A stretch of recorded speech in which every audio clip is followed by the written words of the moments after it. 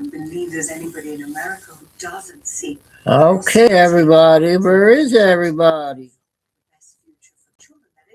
Happy Thursday. There's the watchdog. That will connect India, Middle East, Israel to Europe. And that is incredibly essential for Europe, but also for the United States, who will be developing a corridor of friendly allied countries and not hostile countries. Agreed. What is your vision for the Middle East? To teach children how to build bridges. Coming on at 5. So didn't have a lot of stuff to do today. So I can come on at 5. With age, occasional nerve discomfort like stabbing and burning in your hands and feet can make even ordinary staircases worrisome. As a retired doctor, now that I know it myself, I take Nervive. Nervive Nerve Relief has ALM to start reducing occasional nerve discomfort in 7 days. With Nervive, my days start with less occasional burning in my hands and feet. Getting older happens. But living with occasional nerve discomfort doesn't have to. Try Nervive like I did and get your freedom back. Feel alive with Nervive. Then I realized I'm already bundled and we save on insurance with Liberty Big. It's like you're talking my love language. Well, I've been taking word classes online. How? Only pay for what you need. Liberty. Buying a car is kind of a big deal. Something incredible just happened and Nicki Minaj. And you deserve something you love. The car gurus, we get it. As the #1 most visited. Hello. We make sure you're a big deal. Anybody in here? You want to file free?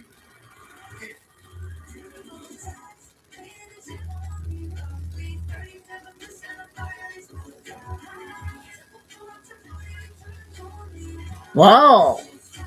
Carol, where's everybody? If your child has moderate to severe eczema, they can stay ahead of it with Fix It for clearer skin and noticeably less itch. Severe allergic reactions, including skin reactions, can occur. Get help right away for face, mouth, tongue, or throat swelling, wheezing, or trouble breathing. Tell your doctor of new or worsening eye problems like eye pain or vision changes. Ann can't get on her phone till Saturday, her plug.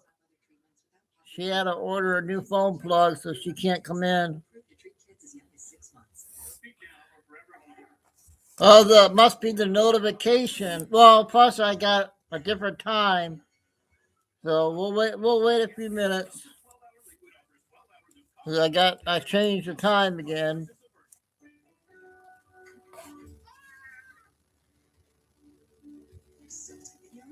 Every day. Made to care for you every day. Nature Made, the #1 pharmacist recommended vitamin and supplement brand. The best moments deserve the best eggs, especially when they're Paveline's best. Taste so deliciously fresh, with better nutrition too. We love our eggs any style, as long as they're the best. Paveline's best.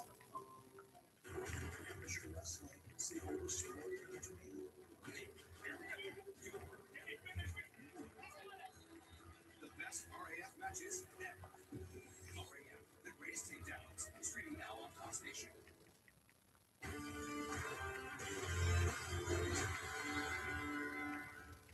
Welcome back. Demographics are destiny.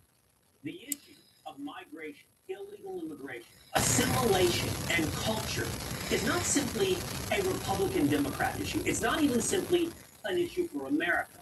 I have fascinating. You get my text, Lucy? You should go check out at Spotify or on Apple. Peter Schweitzer has got a brand new book out called The Invisible Coup. And we talked about that this is happening all over the globe. This mass migration, illegal immigration, this clash of civilizations. You gonna say hi to everybody? Huh? Who's that? Who's that right there in the...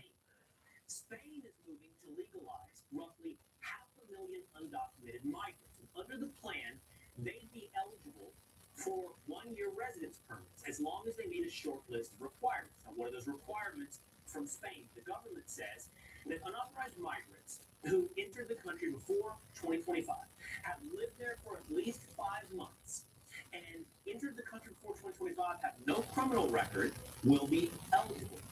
But we've seen this play out before. We saw it in Spain.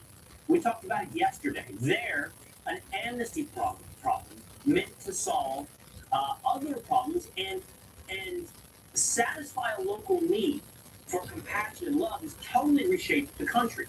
You ready, In Chico? the last 2 decades, Sweden's foreign-born population has nearly doubled to 20%. Now, their government, after a rise in crime, unemployment, housing issues, a clash of cultures, is totally trying to reverse course. They're paying refugees to self-deport. Well, I guess I better do the small stuff before we get everybody in here. Seeing how this played out in Sweden is this an impact for other countries in Europe. Professor Hansen teaches political science at the Institute So we'll do the small stuff. Migration, Ethnicity, and Society in Sweden, and he joins me now. Thanks for being with me here, Professor. Let's talk about this. Is a fairly recent phenomenon in Sweden, right? This has happened over the last decade, roughly starting in 2015. How did it change Sweden?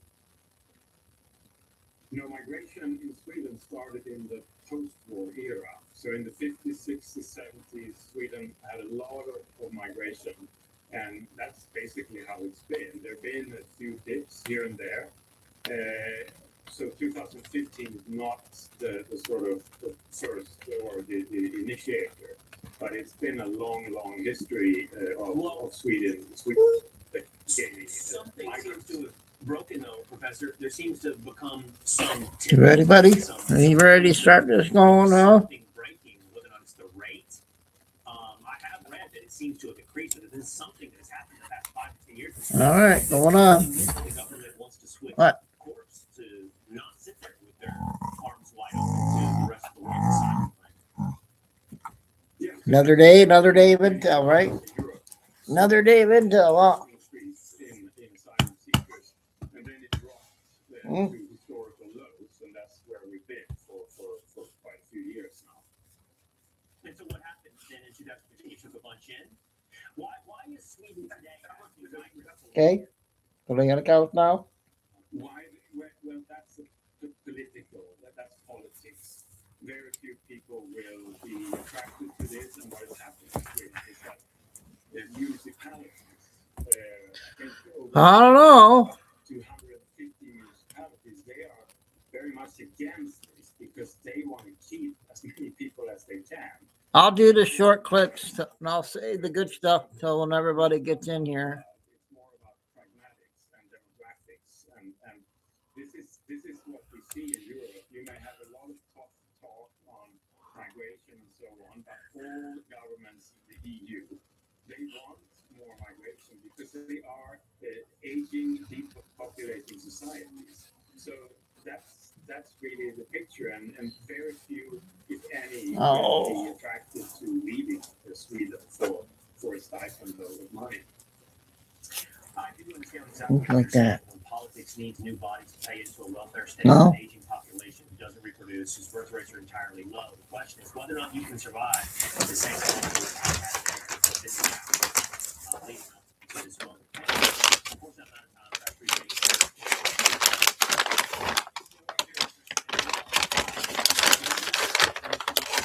Okay, that's all there is. America, but now it's time for the talk.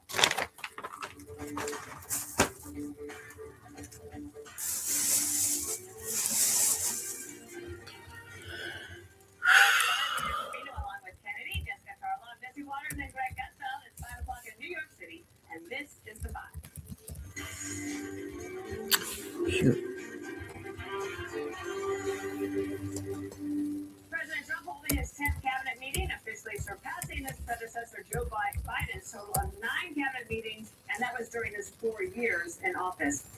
You know what, guys? I forgot to do something. I gotta change my number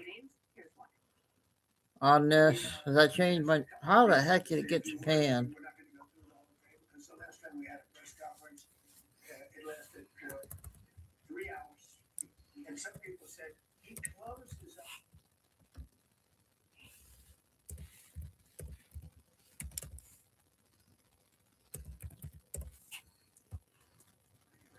We had 0 illegal aliens. Hopefully, it'll still work. For the last 8 months. That's hard for even me to believe. And while the president did not address the events in I knew I forgot to do something. Czar is on the ground there. He's taking charge. Tom Homan holding a very early morning press conference saying he's made a lot of progress in talking with officials. I gotta change that tonight. Going and taking up the carry. The hostile rhetoric and dangerous threats and hate must stop. Looking for solutions. I do not want to hear that everything that's been done here has been perfect. Okay, I got in, luckily. Perfect. Anything to improve on and what we've been working on. All right, we'll get the short ones going in. Safer, more efficient. We all remember why the question is seen why we're here. This was yesterday. We didn't get a chance to. We are not surrendering our mission. Sign Wait for or it. face impeachment. Lights, camera, action.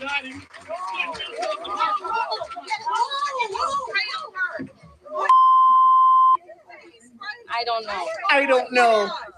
Because you set it up. You know what it was. It was nothing. I need a napkin to know nothing. I need a napkin to know. No, we will continue. We will continue. We will continue this. You gonna continue. So. You're not gonna run to the bathroom and wash it off. Somebody just sprayed something on you. Yep, A crazy person sprayed you with something mysterious, and you just gonna continue to talk? You got to be crazy. Y'all, this is staged. It was set up. I'm sorry. If somebody, if you sprayed, I don't care if I know you. If you randomly spray me with something, I'm running to the bathroom. So I'm washing my eyes out. Okay? I am calling the poison control center. I'm not just gonna continue about my day like nothing happened after some random person sprayed me with something, some crazy person at that.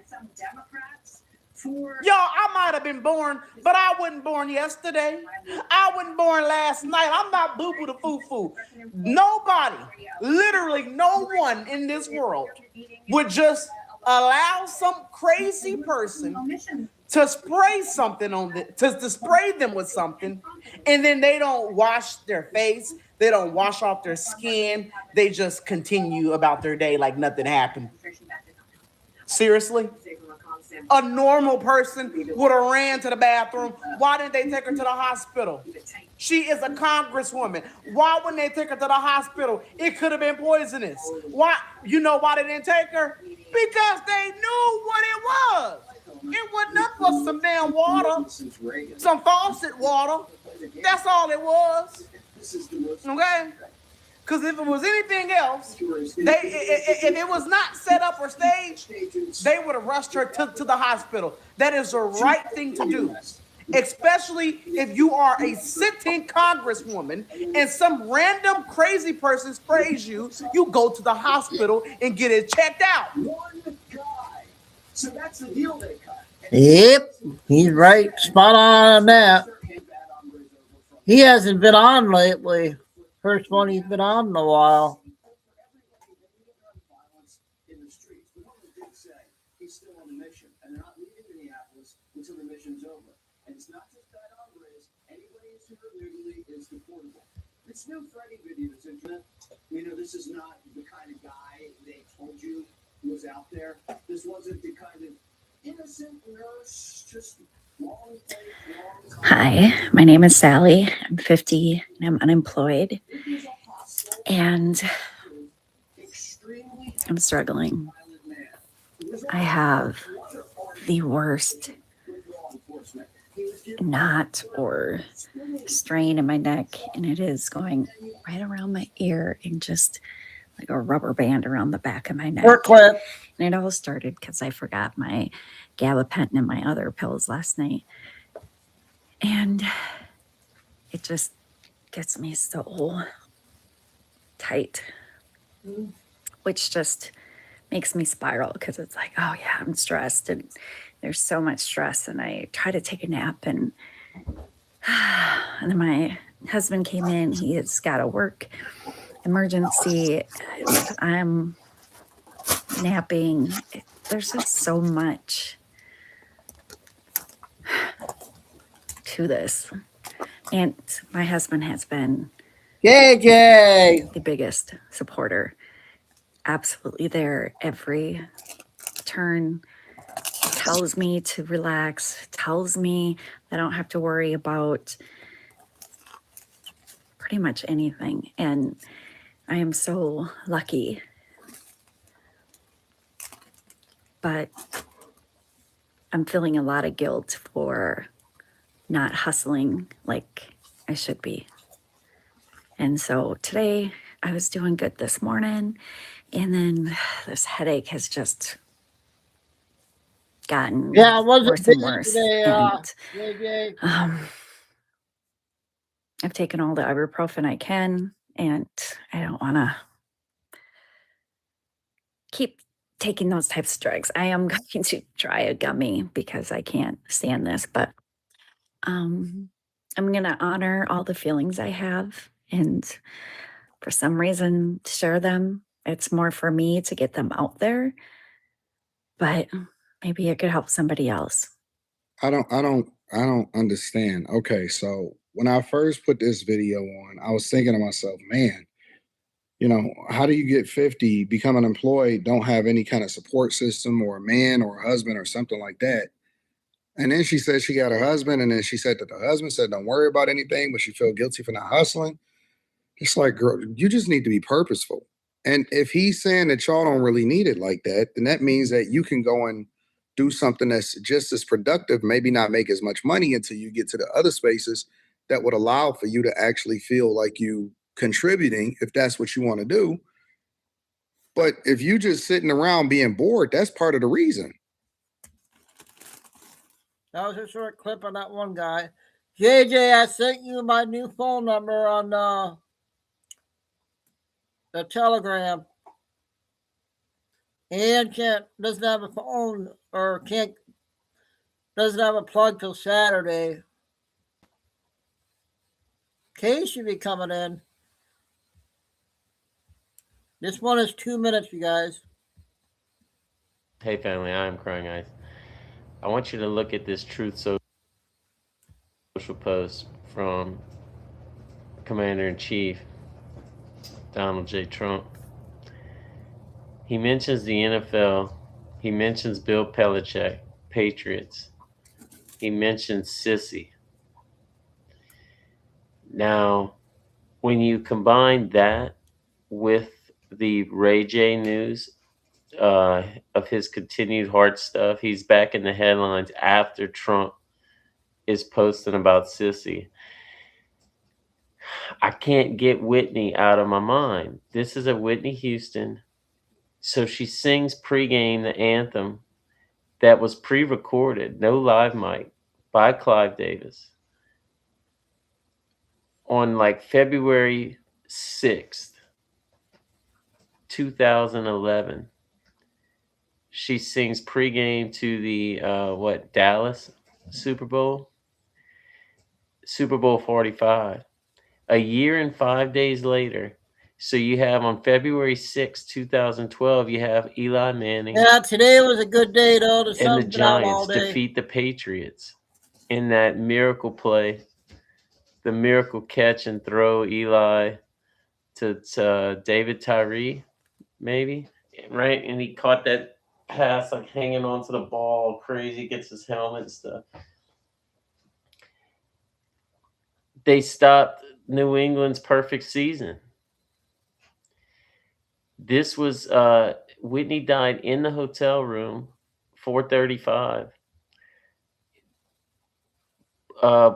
Around what, like, I don't know, sometime like 3:30 in the afternoon, before a Clive Davis held pre-Grammy party located in the same hotel upstairs from where she passed.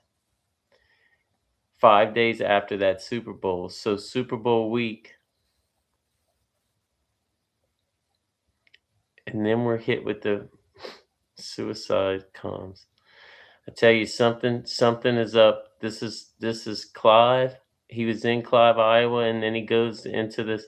This is Clive Davis. This is Whitney. This is Super Bowls, etc. Love you.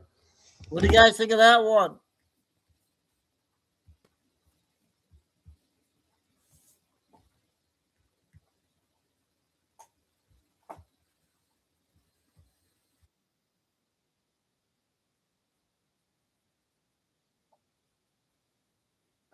Federal Reserve.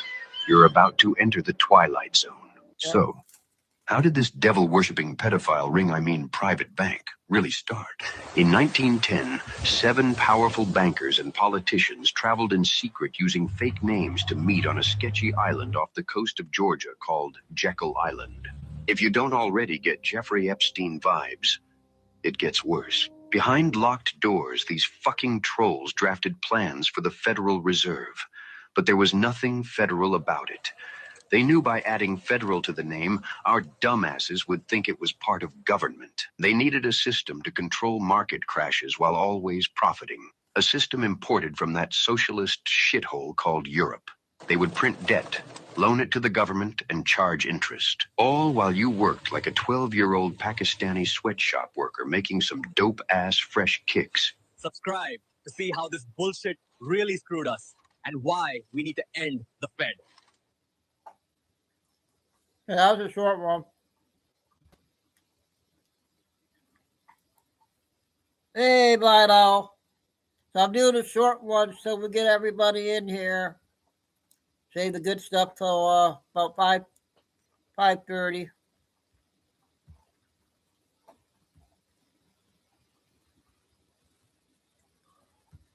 I had a quiet day today. 2 minutes on the next one.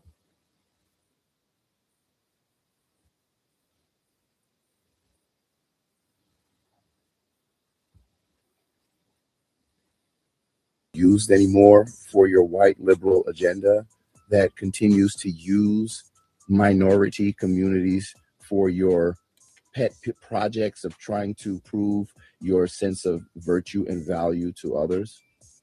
Yeah, we're finished with that. So please stop it with these emotional ploys that are trying to beg Black people to come out and join you in defending our communities. Yeah, our communities aren't illegal immigrant communities. Illegal immigrants who come into this country, they don't respect us, first of all.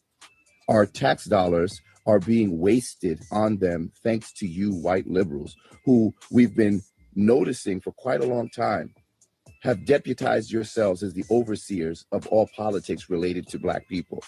Yeah, there's no Black and brown, there's no people of color, the groups and categories that you like to lump us into in order to carry forward your agendas of control, acting as overseers of our communities. Yeah, see, here's the thing. In the midst of your riots, where you're finally figuring out that you're FAFO, you're finding out, yeah, we're not interested. We see the game, we see the scam, and we're just not interested. So stop asking us to come out there. Stop asking us to join into this. I'm glad that you're finding out that you're just like everyone else. The white privilege that you're used to experiencing, yeah, that's gone now. Especially when you go out there on your vigilantism, pretending to be superheroes, where you think that you can stop 5,000-pound vehicles with your whistles. Yeah, we're not interested. Leave us alone. Leave us out of this. We have important things to do. And you know where else you effed up? When you decided that it was okay to barge into a house of worship and take it over and yell and scream and threaten children. Yeah, we don't get down with that. Y'all keep that shit to yourselves. We're not going to be out here advocating to replace ourselves with illegals. Well, this guy is making his point and everything.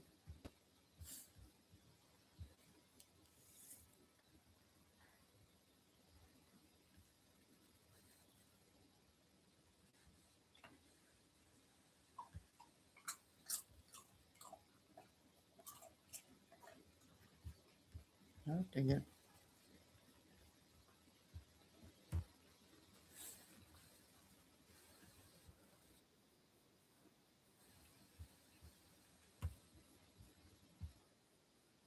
This is breaking news just hours ago. It's late here in California, January 29th, the year of our Lord, 2026. President Trump just appointed Lee Zeldin, the head of the EPA, to come into Pacific Palisades, California, and LA and override the debacle, the permitting process debacle to rebuild the homes that were lost in the Pacific Palisades fire and the Altadena fires. I'm a building contractor here in California. I've been down to Pacific Palisades and Altadena half a dozen times each. I haven't got one phone call. Right now, there are over 5,000 homes that don't have permits, and it's over a year. I built a home in Ventura County, California, the city of Ventura, after the Thomas fires. The permits, I got my permit in 2 weeks. After the process, the lots were cleaned. Basically, it was, and here's the interesting point, and I'm going to give you a piece of information that has made this debacle so unbelievably stunning. It's unbelievably stunning. They only have 300 houses right now, barely, maybe 350 houses that are actually being built out of the 7,000 properties that have been lost in the fire. More importantly, in Ventura, okay, the interesting part about that is Ventura had lost 700 homes, okay, in the Thomas fire in 2017-18, okay. More importantly, they had to take on more people to plan check, okay. I'm not going to give you the numbers. I know the numbers. I'm going to keep this close to the chest. I'm going to be consulting with some people. In Los Angeles, now you can Google this, but I'm going to backtrack. In Ventura, they hired on plan checkers, okay? It was a pretty good number, okay, to help out with the number of permit applications, okay? They have to have the plans checked before they give them a permit, okay? In Los Angeles, they hired basically for the 7,000 homes that needed plan checks and permits, basically the same number as Ventura City hired to plan check. They're slow playing it. President Trump appointed Lee Zeldin to override, basically, and he called it, what did he call it? I can't even remember the actual term that the President Trump used, but it was an outright, catastrophe that they've only gone 365 homes. I wish I could remember the actual phrase Donald Trump used. But here's a point that I want to make. In a relatively short period of time here, thousands of people that lost their homes in Altadena and the LA fires, okay, their money to rent where they're living right now, while their homes in the process of being rebuilt, they're going to run out of money from this insurance company to live in a rental. They're going to be homeless. And to avoid homeless, they're going to have to sell their property to get some money to move some other place. This is being slow played on purpose. I have the data. I know exactly what's going on in Los Angeles. And I just told you basically, Los Angeles hired the same number for 7,000 homes to get permits and be plan checked as Ventura did back in 2018 for 700 homes. They're slow playing it on purpose so that they can make big, huge developments of affordable housing, major high rises, major multiple family dwellings, like 200 or 300 condos and apartments, living quarters. And then here's the thing. The taxpayer will be on the hook for those affordable housing developments. The taxpayer, you and I here in California, will pay for the development of those affordable housing complexes. This, I'm telling you what, it's a longer story, but this is the breaking news. Not only that Donald Trump now put up the Trump accounts for millions of kids here in the United States with a $1,000 account to start off with and accrue over 18, 20 years, whatever, so that they can start their lives with a little bit of financial background or financial stability. Now, here, he's taking steps to help the people that have been burned out in LA and Altadena to get back in their homes quickly. Lee Zeldin is going to come down here into California and override and basically push the permits. He's just going to shove them out. That's our president. That's the guy you and I voted for. That's the guy, yeah, I voted for. Yeah, this is a good day. Okay, that's our TikTok guy there. We got Fanny news. Fanny. Oh, stop. No more.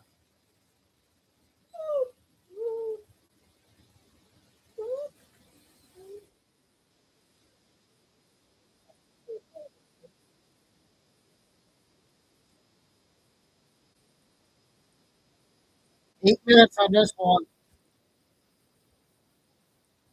Helps you because it helps us keep bringing you these stories every day. Now, breaking news, y'all, breaking news right now. The FBI is, or as of just a few minutes ago, was raiding Fulton County election offices, y'all. You heard that right. The FBI, the federal government, is raiding Fulton County.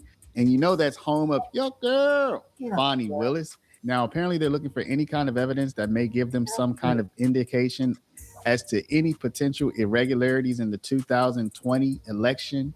And I want to point out two things to you all right now.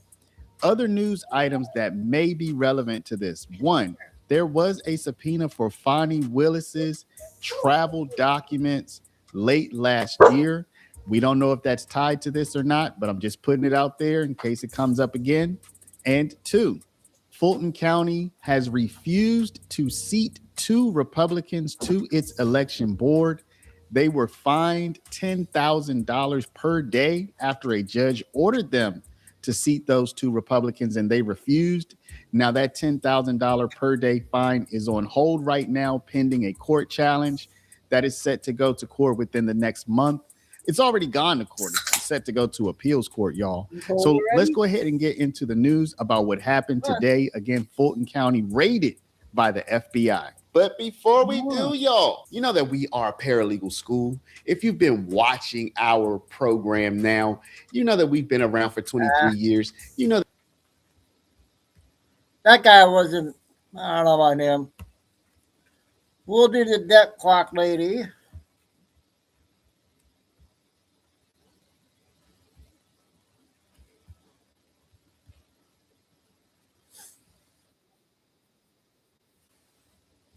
Then we'll do the first big one. 18 minutes. 3i Atlas. I'm going to explain it more today. Jesus specifically said that the signs of his coming would be in the sun, moon, and the stars. This is what the U.S. debt clock has been showing us. We need to be paying attention to what's going on in the sky. I want you guys to pay attention to this shining onto the planet Jupiter. And it kind of looks like a comet, right? Again, it looks like a small Jupiter shining onto the planet Jupiter. Now, in this message, we see the Atlas symbol, okay, in the sky, along with the other planets, the Revelation 12 sign, the left top. So they're telling us we need to be paying attention to what Atlas is doing, or 3i Atlas.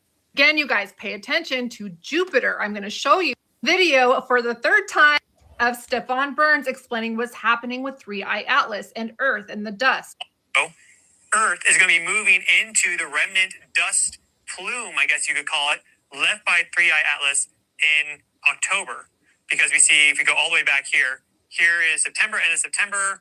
This is roughly the perihelion. It's actually almost also the exact opposition there, which was the superior conjunction of 3i Atlas. That was around the 21st of October. But it moved through this whole zone here, as you can see, in October and November. And now we are moving into that in February, but really strongly in March. And that's going to be when it hits Jupiter. Why isn't NASA talking about that? You think that would be pretty important to know? So at the same time that 3i Atlas is approaching Jupiter, Earth revolves into the remnant dust plume left behind by 3i Atlas. So this dust would be entering our atmosphere and affecting Earth somehow. Now watch what Trump says about dust when he was speaking at the World Economic Forum. But things like dust flying in the air, wherever COVID comes from or whatever comes, sometimes you have to be a little bit lucky. I find it very interesting that Trump would oddly just bring up dust and hypothetically associate it with a virus. We know Trump speaks in code a lot. If you paid attention to Stefan Byrne's video, he was saying that Earth would move into the remnant dust plume starting sometime in February, but mostly in March. February is when we have this major conjunction with Saturn and Neptune at 0 degrees Aries. Everybody's talking about this because it signifies a new beginning, a reset of some sort. This is huge, okay, especially when it has something to do with Saturn. And you guys, I see all of these Christians giving Saturn a bad name, and they don't want to read into the actual astrology because the alignments and planetary conjunctions are very, very important, because what Earth is doing is revolving in this universe that God created. All of these alignments signify certain things that happen on Earth. It applies to everything. It's unfortunate, but the church has drilled it into Christians' heads that this new age stuff is bogus or it's evil, or, you know, they don't want you to read into it. Christ specifically said the signs would be in the sun, moon, and the stars. So why wouldn't you pay attention to this stuff? Trump has also been mentioning a lot about the golden age, and I want you guys to watch this short video. Talking about the golden age, this is going to blow your mind, or at least it blew my mind. The golden age of America has only just begun. It will be like nothing that has ever been seen before. The golden age of America begins right now. This will truly be the golden age of America. That's what we have to do. The American decline is over. It's over. The golden age of America has officially begun. You keep saying the golden age this. I'm starting the golden age, the golden age, the golden age. So I have this book on Roman mythology, and would you look at that? Saturn and the golden age. It says Saturn's reign was characterized by harmony and abundance. In this age, humans lived without toil or suffering. The earth yielded its bounty freely, offering food in abundance without the need for labor. There was no war, no crime, and no greed, for mankind lived in perfect unity, sharing all that nature provided. Mortals did not age or grow ill, and death came as a gentle slumber, free from pain or... That kind of sounds like the kingdom of God or the millennial reign of Christ. It's interesting that Saturn's alignment with Neptune at 0 degrees Aries starts on February 20th of this year. It's the same time that we're starting to revolve into this dust plume behind by 3i Atlas.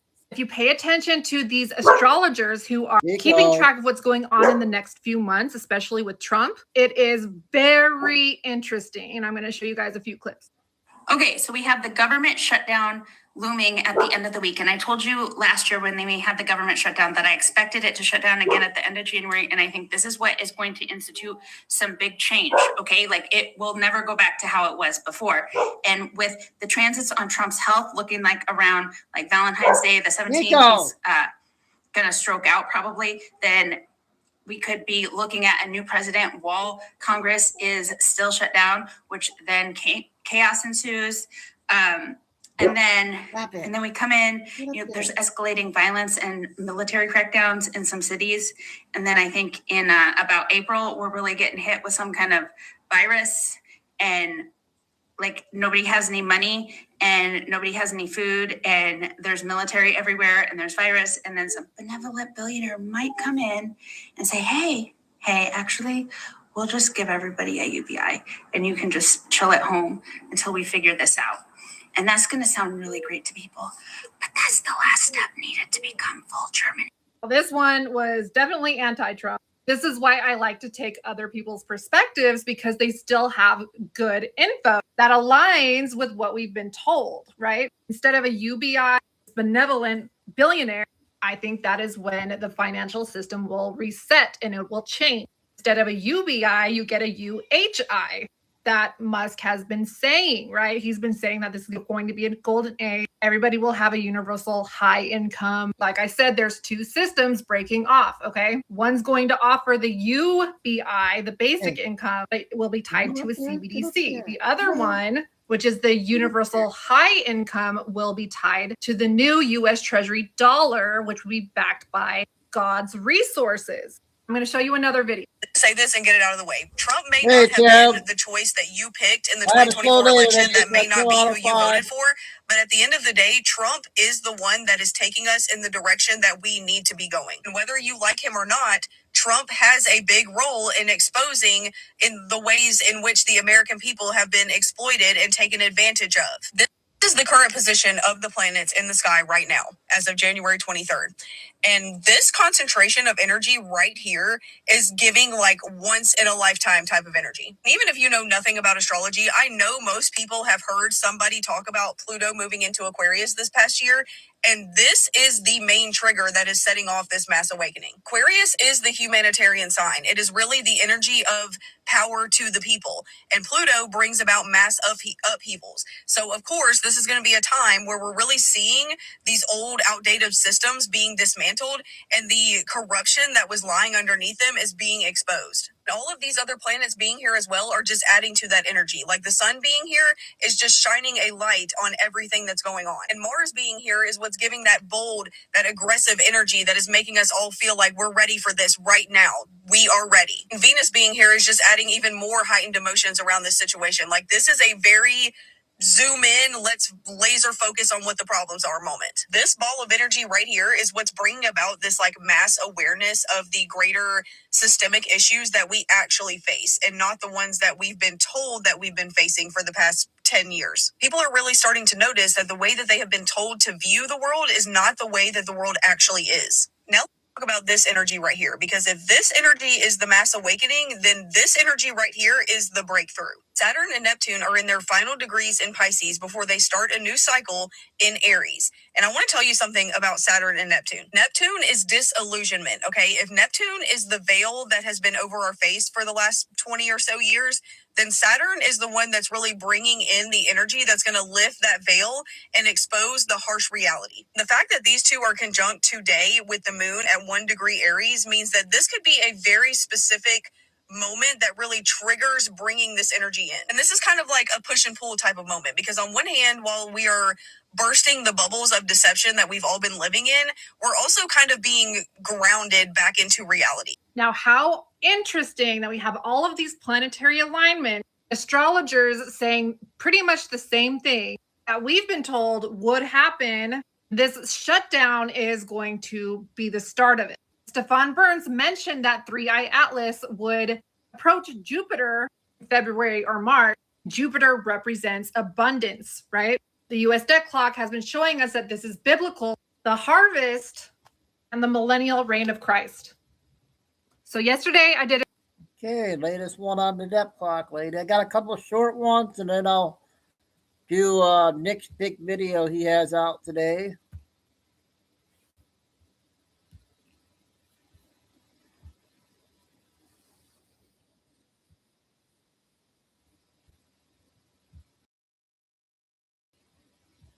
Almost pushed the wrong button. Suddenly picked up the phone and called President Trump to calm the riots. Let's be honest. This wasn't about unity. This was about panic. For weeks, Minneapolis has been on fire. Protests turning into riots, businesses destroyed, police overwhelmed, and law-abiding citizens trapped in chaos. And now suddenly Waltz wants federal help? Why now? Here's the question no one in the legacy media wants to ask. What does Tim Walz know that we don't? Because when federal investigations start circling Minneapolis, not just around the riots, but around who may be funding, enabling, or looking the other way, that changes everything. There's only a couple if public officials are under scrutiny, for misusing funds, funneling resources, or quietly tolerating anarchy in the streets, then this call to Trump isn't about calming violence. It's about getting ahead of the fallout. You don't call a president you've spent years demonizing unless the situation is slipping out of your control. And notice this, when order breaks down under progressive leadership, they mock law enforcement. When federal accountability shows up, suddenly they want help. This isn't leadership, it's damage control. Americans deserve answers. Who allowed the chaos? Who benefited from it? And why did it take the threat of federal oversight for Tim Walz to suddenly find the phone number? Stay awake. This story isn't over. I am Maureen Enner. This is Red, White, and Blonde. Still in an ice storm, still in Texas. Stay sassy. Update from Minnesota.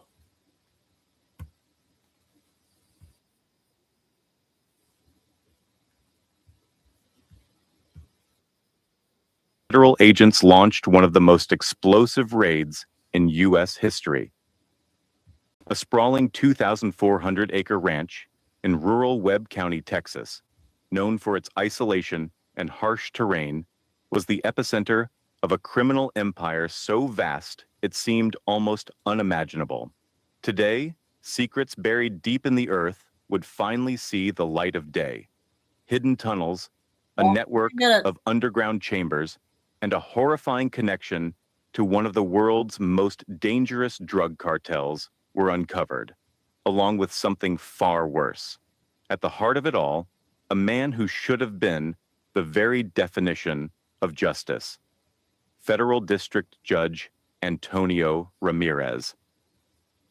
A judge known for his unyielding sentences in drug trafficking cases, revered for his tough stance against cartel operations, now revealed as their most loyal protector.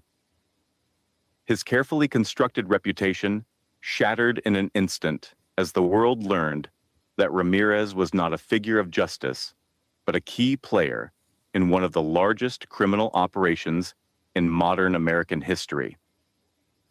The operation, dubbed Blind Justice, had been building for 18 months, but what federal agents uncovered when they breached Judge Ramirez's Texas ranch was beyond anything they could have imagined. Beneath the judge's pristine land, 12 miles from the Mexican border, a labyrinth of tunnels stretched for miles, used to smuggle tons of cocaine, methamphetamine, and human lives across borders, all under the watch of a man who was supposed to be upholding the law. It wasn't just drugs. In the most chilling discovery, 89 kidnapped victims were rescued, held in underground cells where they had been confined for weeks, months, even years. Their only crime, being in the wrong place at the wrong time.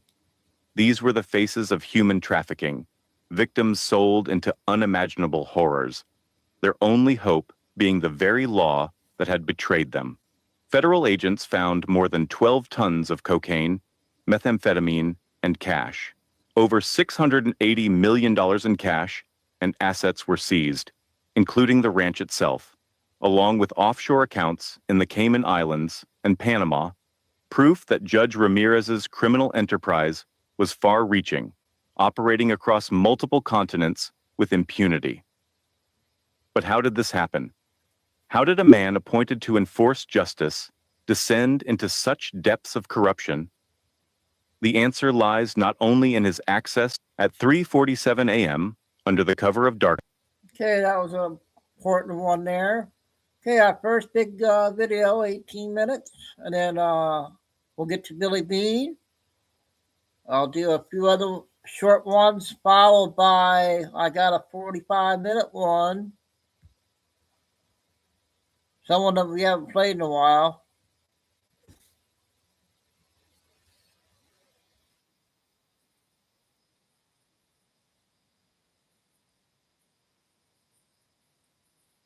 This is how website creation should be. Wix Harmony, the new way to create. Sometimes I just need a little break and this is it. Marie Callender's Chicken Parmigiana Bowl. Scratch-made sauce. Ladies and gentlemen, Nick Moseder here. Pause the video, go make some popcorn, and come back and get nice and comfortable, okay? Because we're going to go on through what I have uncovered in the last 24 hours following the raid at the Fulton County election warehouse. Because we have Trump dropping bombshell after bombshell, which all but confirms virtually every single major election fraud conspiracy theory that was alleged following the 2020 election. Everybody from Rudy Giuliani to Sidney Powell to Mike Lindell are all vindicated according to Trump. And what's about to happen is massive. This is not just about domestic interference in Fulton County. This is about taking down an international global apparatus with multiple high-level nation-state operators. And we also have this very peculiar piece of the puzzle. It was noted yesterday that the Director of National Intelligence, Tulsi Gabbard, was seen standing inside the massive truck full of the boxes outside Fulton County, and this has its own implications, which helps us put this situation into a much broader context. Yes, ladies and gentlemen, you've got to see the big picture here. There is a lot more going on than meets the eye. And so, ladies and gentlemen, in this video, we're going to dive deep into what happened yesterday in Fulton County and how this all fits into a much bigger picture. But first, be sure to smash that like button and subscribe. That's all I ask, ladies and gentlemen. And without further ado, let's dive right in. So first and foremost, let's just all appreciate the magnitude and the scale of what took place in Fulton County yesterday. The FBI literally docked a massive truck up to the Fulton County election warehouse, and they took everything. They took all the ballots. They took the poll tapes. They took the digital images, the voter rolls. They took everything. And this was all part of a lawful search warrant that was authorized by a magistrate judge that agreed with the FBI's affidavit, which is under seal. We don't know exactly what evidence was put forth to the judge, but we know that evidence was strong enough to compel the magistrate judge to authorize a search warrant because there was probable cause to believe that a crime had been committed. Now, we already did the video yesterday, and I don't want to be too redundant here, but I want to make sure everybody's up to speed on why this took place and what this was all pertaining to. So just to give you a brief summary, it actually all goes back to voter GA, Garland Favorito. Remember the Election Integrity Group? They filed a lawsuit after the 2020 election alleging that they had affidavits, sworn testimony from seasoned election workers that saw pristine counterfeit ballots being scanned and counted in the 2020 election. Garland Favorito took this evidence, filed a lawsuit, and was compelling Fulton County to hand over the ballots. Let's take a look. Can we take a look at these ballots? Let's see if there's any counterfeit in there. Now, as part of that lawsuit in May 2021, Garland Favorito got the Henry County Superior Court Judge Brian Amaro to agree to unseal the ballots. But here's the catch. They never got access to those ballots because of delay tactics and Fulton County arguing that the ballots were still under seal, even though a court ordered them to be unsealed. And this dragged out for 5 years. Now, fast forward to July 2025, the Georgia State Election Board, after looking at the evidence of the case and subsequent evidence that was put forth by various election integrity activists like David Cross, Joseph Rossi, Kevin Moncla, they looked at a lot of evidence and decided, yeah, we definitely need to look into what happened here. So the Georgia State Election Board, they started trying to subpoena and compel Fulton County to turn it over, which they didn't. At which point in July of 2025, the Georgia State Election Board called on the Attorney General to intervene. So the Attorney General stepped in and on October 30th, 2025, issued a lawful subpoena to compel the production of these records. And then after Fulton County refused to comply with the subpoena, the DOJ then filed a civil action against Shay Alexander in her official capacity, accusing her of violating the Civil Rights Act of 1960 for blocking federal access. And looking at this civil complaint that was filed against Shay Alexander, we can say definitively that the search warrant pertained directly to this lawsuit because, one, Shay Alexander is the plaintiff, the clerk of courts for Fulton County. Two, the statutes that are cited directly correlate with the statutes in the search warrant document itself. And three, because the items which were requested in this civil lawsuit are the exact items that they went in and seized via a search warrant. But essentially, what we can conclude is that there was a civil complaint that was filed. Your room is sick, though. I appreciate it, man. I actually just moved in, so I'm still Did kind you of moving really? some stuff around. George's is very. And there was a motion to dismiss. The Fulton County defendant tried to get this tossed out of court. And while this matter is still ongoing, the DOJ obtained evidence, likely new evidence that they didn't have before, that suggested that a crime had been committed. Either one, they had evidence to believe that Fulton County never properly stored the evidence that they're seeking. Two, they had reason to believe that Fulton County had destroyed or was in the process of destroying that evidence. Or three, they had reason to believe that outright fraud had been committed in Fulton County. And they took this evidence to a magistrate judge separate from the civil suit and said, hey, look, this is what's going down. They're not complying. We have reason to suspect that a crime's been committed. Give us permission to go and kick in a door and take what we need. And the judge saw the evidence in the affidavit, which is under seal, and said, yeah, it does look like a crime has been committed. Go right ahead. And so what the raid at Fulton County indicates to me is that this went from a civil complaint to a criminal matter, which means that most likely there are criminal charges coming for bad actors. Now, let's get into the real big stuff, the big meat and potatoes here, which builds upon what happened yesterday and takes it to a whole nother level. So first and foremost, let's go back to this. Okay, we have a image here, which was shared, of the United States Director of National Intelligence, Tulsi Gabbard, on the phone with a hat, being low-key, standing inside of the loading truck as all the evidence from Fulton County is being loaded into it. Now, why is this peculiar? Why is this strange? Well, because Tulsi Gabbard is the Director of National Intelligence. Okay, she oversees all the intel agencies, including the CIA and the NSA. And what business would she have regarding a domestic matter about paper ballots in Fulton County, Georgia? Why would she be there unless they're in pursuit of something much, much bigger involving foreign interference, cross-border operations, involving bad actors overseas? And if you think I'm being a little far-fetched here, let's take a look at what Trump posted on Truth Social last night. This was shared on Trump's official account on Truth Social. He reposted a tweet from the Skiff. The Skiff says, Maria Zack testified about the stolen 2020 election operation connected to Obama when he diverted $400 million from the infamous pallets of cash sent to Iran, funneling through the Dubai embassy to operatives in Italy and Merrill Lynch in Geneva, Switzerland.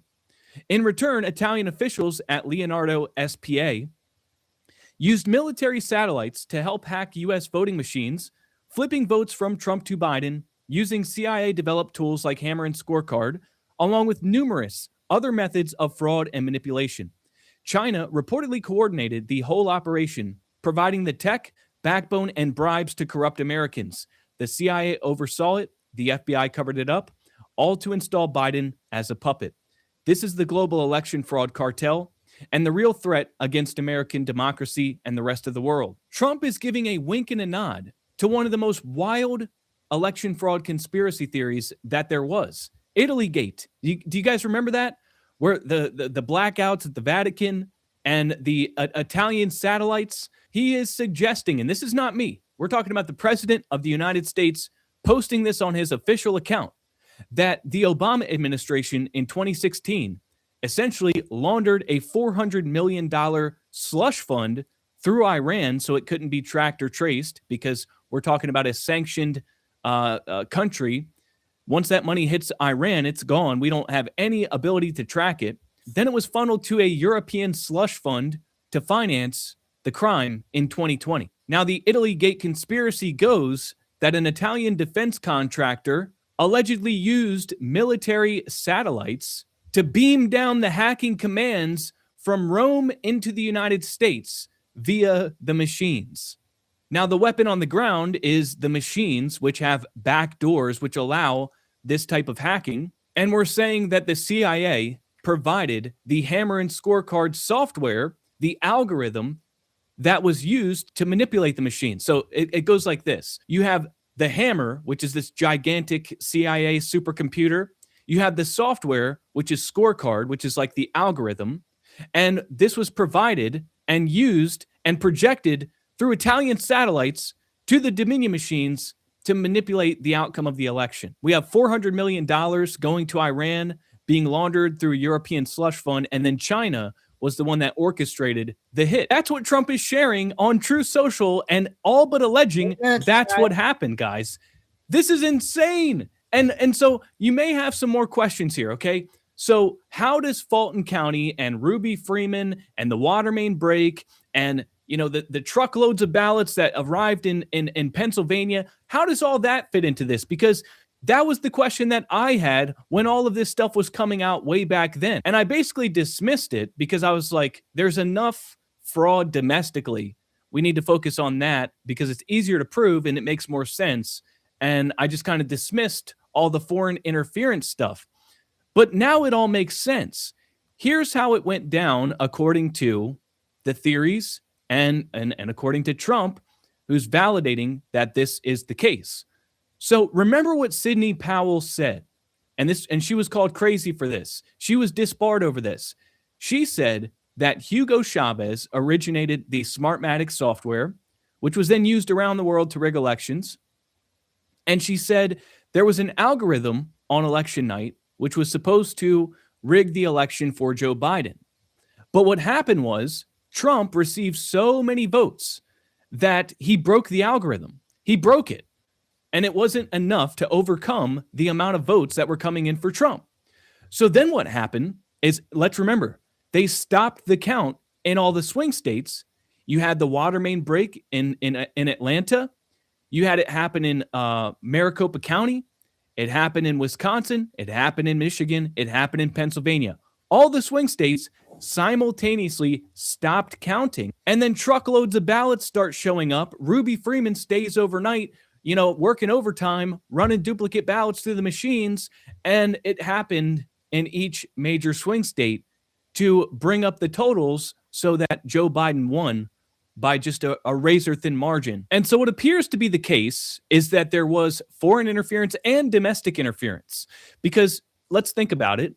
If you had a machine algorithm, well, you'd have a problem because the actual paper ballots would not match the totals alleged by the machines, the certified results that the machines produce. If anyone were to look under the hood, they'd see there's not enough ballots here, or they'd see these totals don't actually match what the machine said. Short clip. So the game is they have to then backfill to make sure everything matches. They were, basically trying to create votes on the spot that they didn't account for previously. They had sort of a plan B in place, a contingency plan in the event that they needed to pull the ballots out from under the suitcase. They were there in case they needed more. And so in the case of Fulton County, Georgia, the problem that they have is that you had sworn affidavits from seasoned election workers that saw ballots that looked counterfeit. These are supposed to be absentee ballots, meaning they were supposed to be tri-folded into an envelope. And for some reason, there's thousands of them that are not only pristine, meaning they were never folded, which means they couldn't have been sent through the mail or have ever been in an envelope. And they also look to be identical, as if to say these ballots were like copies of legitimate ballots. And so if anyone were to ever get a hold of these ballots and take a look, they would see that there's something wrong with these. They don't appear to be legitimate. And so I want you to understand that the Director of National Intelligence in the Trump administration has in their possession classified information regarding foreign interference, and the FBI just kicked in a door and seized the evidence of the domestic interference which coincides with the foreign interference. And don't you think the timing of all this is a little bit strange, considering the fact that Delta Force just went over to Venezuela and captured Nicolas Maduro, who's central to the entire apparatus, and perhaps he's singing like a canary and cooperating with the Trump administration to give up the goods regarding the Dominion Smartmatic voting software and this system implemented around the world. Oh, and by the way, I don't know if you guys saw this, but just recently, Eric Coomer, the Dominion voting employee, admitted in sworn discovery that he actually met with foreign nationals to discuss voting equipment, discussed vote adjudication software with foreign employees, discussed election system code and programming at a code-based level with foreign employees. And these are his admissions in a court of law. This just came out. We have a Dominion voting systems employee admitting that he actually met with foreign countries to discuss voting equipment and software coding at a base code level and all this stuff. This just came out in court. So there's so much stuff going on, guys. And so I think it's safe to say that the riggers are really panicking right now. They're shaking in their boots. They know accountability is coming. They know that Trump has their number. That's why you see the freak out over Fulton County right now. And the people that had their lives destroyed were disbarred, jailed, called crazy, conspiracy theorists, kicked off the internet, are all vindicated and are about to be proven to be right. And ladies and gentlemen, we should have known that this was coming. Local tax experts are here. Now you can meet with a TurboTax expert in your community. They can do your taxes for you and get you every dollar you deserve. Local tax experts are here. Hand off your taxes with confidence. What is it about Chamberlain University that makes our nursing students so successful? The opportunity to learn from anyone. Because Trump actually knows what he's doing. And for those of you that doubted and called me crazy and said that I'm just, peddling hopium and being too optimistic, well, I want to play a video to close this video out. So I'm going to leave you with this. This was posted on Trump's True Social page once again. But before we go, be sure to like and subscribe, turn the bell notifications on. And if update with Nick today. I got some photos I want to share before we go to the next video.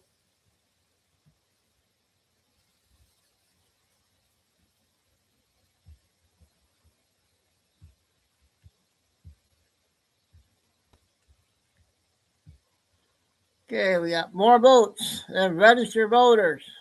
It's not a software glitch. It's treason. Oh. Yeah, I got the big stuff videos coming up. I was saving it till everybody gets in here. That's the first photo.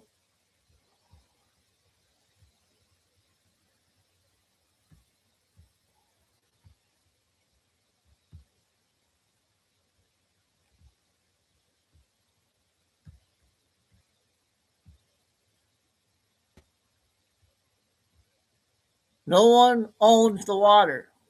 No one owns the land. No one owns the ocean. No one owns the sands. They are given by our mother. The planet provides for free. Only by hand of the greedy does the earth requires a fee.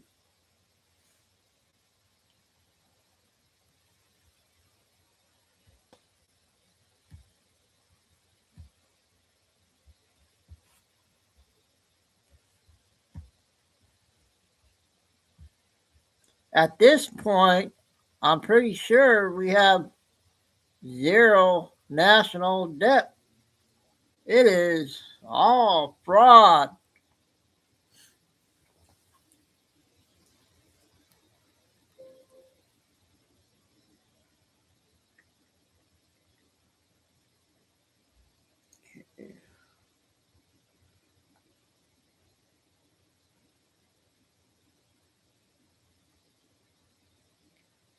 So I'm going to do a few short clips. I got a new lady I found on TikTok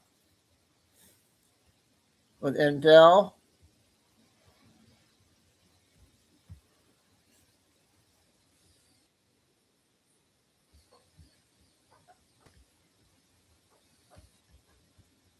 Squaws, yep, K&N And can't get on until Saturday. After weeks of undercover investigations, federal agents from the DEA and FBI launched a lightning operation on the most luxurious mansions in Los Angeles and San Francisco, hunting for politicians and officials directly tied to Mexican cartels. What nobody expected was the immediate reaction. Private jets taking off in the dead of night, suitcases full of cash vanishing from mansions, and Democrat governors. The same ones who for years denied any ties to the cartels, scrambling to erase their tracks before the FBI shows up at their door with arrest warrants. I am Fernanda Perez, and what I've just confirmed blows every past scandal out of the water. Federal agents have already seized multiple properties, frozen accounts, and are running operations at airports and private airstrips across California. There are reports of Congress members literally terrified of being arrested as the DEA and FBI document secret meetings, multi-million-dollar transfers, and illegal contracts signed with cartel frontmen. The Trump administration has declared a state of maximum alert, and Gavin Newsom is set to be arrested any day now. The fall of California's Democratic elite has begun, and this is just the first chapter in a political purge that's about to shake all of America. Maximum alert California's Democrat. Okay, she is a new lady on TikTok.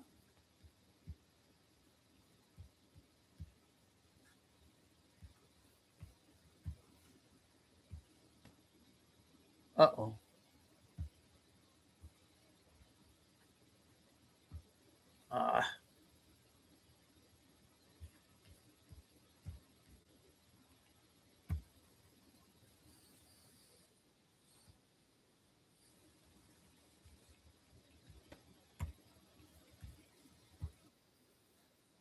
So yesterday at 3 o'clock, I get a call from my daughter. She's trying to get on the bus, and they tell her that she has to go into the school because they are going on lockdown. She told me that there was a shooter and that they all had to go back inside. My other daughter was still in the high school because she had JROTC practice. So my kids were in separate parts of the school on lockdown. So me being me, I flew to my kids' school. The first entrance was blocked because there were so many parents trying to get their kids. So I took the long way, went around the school, and came in from the back. Kind of snuck in so I could get in faster. My daughter is constantly texting me, telling me what's going on. The only thing we knew was that her friend was on the football field and they heard gunshots. And her friend told her that someone got shot. So while I'm waiting in the pickup line, a cop comes to my car and tells me I have to go inside as well. I cannot be out in my car. So all of us parents walk into the building. I go to the office and I sit down on the ground and wait. Again, we don't know much at this point. We are literally sitting in the school waiting to hear something. While I was going up to the school, I made a post on Facebook and told everybody to please pray. So when I was in the school, sitting on the ground, everyone was talking about how a child got shot. So I made a post and gave everyone an update telling them to pray. Again, because when you're in the middle of a situation like this, you only know what you're told. And everyone was asking me for an update, so I told them. About 20 minutes sitting there on the floor, we were finally dismissed because we know one of the guys came on the school property and then went through a neighborhood and was caught on a Ring camera. Now, we didn't know until 2 hours later that it had started at the apartment complex right behind the school. Now, I'm not sure if a child was shot or an adult, but a student did the shooting. Mind you, later my kids seen the photo of the child and said that they seen him in the hallways that morning walking. So that kind of freaked them out. Later we find out that the only person that was shot was at the apartment complex and that they are in the hospital, I believe, still. I do not believe they have passed away. It is insane the amount of people that told me that I was clickbaiting in my post when I was asking for prayers. Again, when you are in the middle of a situation like that, you only know what you're told. And I was told that a child had been shot, so I asked for prayers as fast as I could. To be told that I am clickbaiting because I'm asking for prayers because I literally did not know anything at that moment shows me how desensitized people are these days and how evil people can really be. The thing with social media is the more followers you have, the more you get judged. And that is absolutely ridiculous. Now, I don't know if these people have children or not, but when you're in a situation like that, when your children are involved, it is traumatizing already. And then to be criticized because you're really just wanting people to pray for the situation is absolutely insane to me. It really shows me how evil this world is, and it makes me want Jesus to come back now. At a time that these people should have been praying and worried about the children that were involved, they were too worried about my following. You know, I did not ask for 100,000 followers on Facebook. I cannot help that people like my content. And I'm not sure if it was fueled on jealousy or pure hatred, but humanity needs to do better. Y'all, if you have children in schools, you need to be covering them in prayer constantly because this world is so full of hate.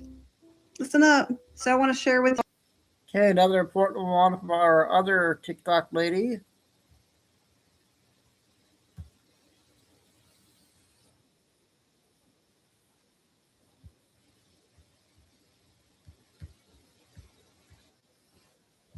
his life over the weekend by the hands of ICE isn't exactly who the news is portraying him to be. This is a moment the news movement filmed on January 13th in Minneapolis, showing a man who appears to be Alex Preddy interacting with federal immigration agents 11 days before Border Patrol shot and killed him. Our footage was analyzed by the BBC, whose facial recognition technology confirmed his identity to a 97% degree of accuracy. We saw observers shouting at the agents as they walked back to their vehicles. When they started driving away, the man... Who's shocked? Raise your hand. I'm certainly not going to raise my hand because I'm definitely not. So you mean he's a known agitator against ICE? So you mean he's been at numerous riots prior to the one where he was just a scared nurse trying to help a woman out? Oh, okay. See, this is why we wait to see when other videos come about. This is why we wait for all the facts to present themselves. Now, do I believe that that man deserved to lose his life? No, I don't. I still stand by that. I don't think that anybody deserves to lose their life over this. But when you put yourself in situations that are constantly aggressive and you're personally being aggressive to law enforcement, what do you expect to happen? Especially when you have your firearm on you and 2 magazines in your car as backup. Now, again, everybody has the right to carry. I'm a big advocate for the Second Amendment right, but having your Second Amendment right comes with responsibility. And if you're somebody who's known to be an agitator, to go to all these riots that allegedly are supposed to be peaceful protests, but look at that. If you're a known agitator going to these riots, being aggressive with law enforcement, but then also I just found her on TikTok. Well, I think the agent may have found himself in a spot where his life felt a little threatened. That being said, I still don't think that he should have lost his life, but I hope that liberals learn from this. If you're going to go to these protests, be smart. Don't agitate law enforcement. If you're going to carry, be smart. Don't agitate law enforcement. Now, I wonder how many of those influencers that previously were posting about the scared nurse who just wanted to help out a woman on the street from scary ICE, how many of them are going to retract their statements now? How many of them are going to say anything else about the additional evidence? I would bet 0. Absolutely none. So it looks... That was good. I got one more 10. Billy is 14 or something up. So I'm going to play this one with Freewell.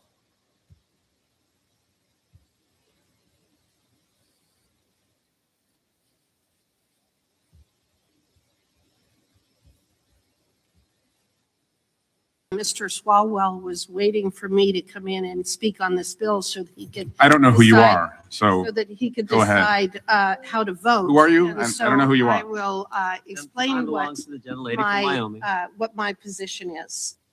It's interesting. You're the only one who wants to speak on this. No one else will even touch this because it's kind of creepy. Kind of creepy that you're setting up on-demand gender checks. Kind of obvious. Order? Are you calling me creepy?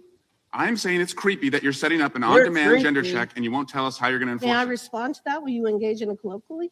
Tell me how you're going to enforce it, yes. Welcome back to the channel. Today's episode covers one of the spiciest clashes in Congress, a showdown where GOP Congresswoman Harriet Hageman absolutely torched Democrat Eric Swalwell and his entire crew. The hearing may have been about women's sports, but trust this, the political fireworks were brighter than the 4th of July. Before the recap starts, smash that subscribe button. Now let's get into the main video. when you talk about sexual abuse against women, one of the things that we have repeatedly heard about is women athletes being forced to undress in front of men who are in their locker room. We have heard about this mantra of please be kind and compassionate. I don't understand what is kind or compassionate about forcing female athletes to share locker rooms with male athletes. I don't understand why we are talking about the sexual abuse of women and then immediately turning and pivoting to the idea that that's happening against men. It is happening against women. We're all opposed to the sexual abuse of women. But one of the things that is being reported with men participating in female athletes is the sexual abuse aspect of this. I do not believe that it is kind or compassionate to erase biological women and girls and pretend that they are the same thing as a man who claims to be a girl. I do not believe that that is kind and compassionate. I do not believe that it is kind or compassionate to allow men and boys to dominate women's athletics. I do not believe that it is kind or compassionate to deny a girl a college scholarship because a boy was faster and stronger. I do not believe that if you read the bill that is at issue here, all we have done is to not define female and male and simply state that this bill it would prohibit a person whose sex is male from participating in an amateur athletic competition that is designated for females, women, and girls. That is the only thing that this bill does. This is not a bill about transgenderism. This is not a bill that attacks the transgender community. It is about protecting women and girls in women and girls athletics. That is all. There are biological differences between girls and boys, regardless of what someone may claim that they are.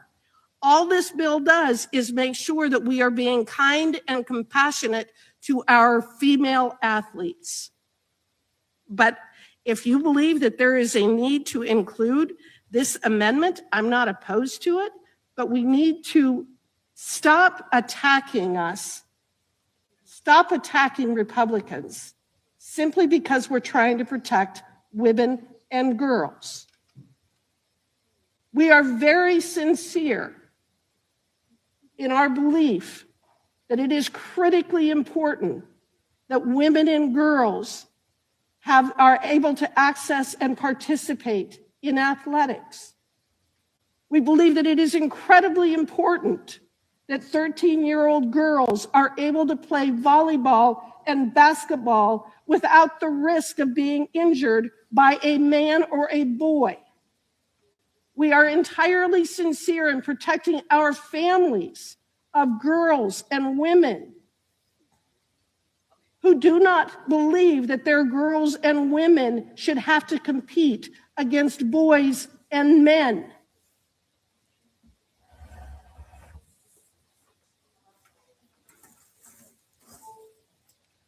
With that, I yield back.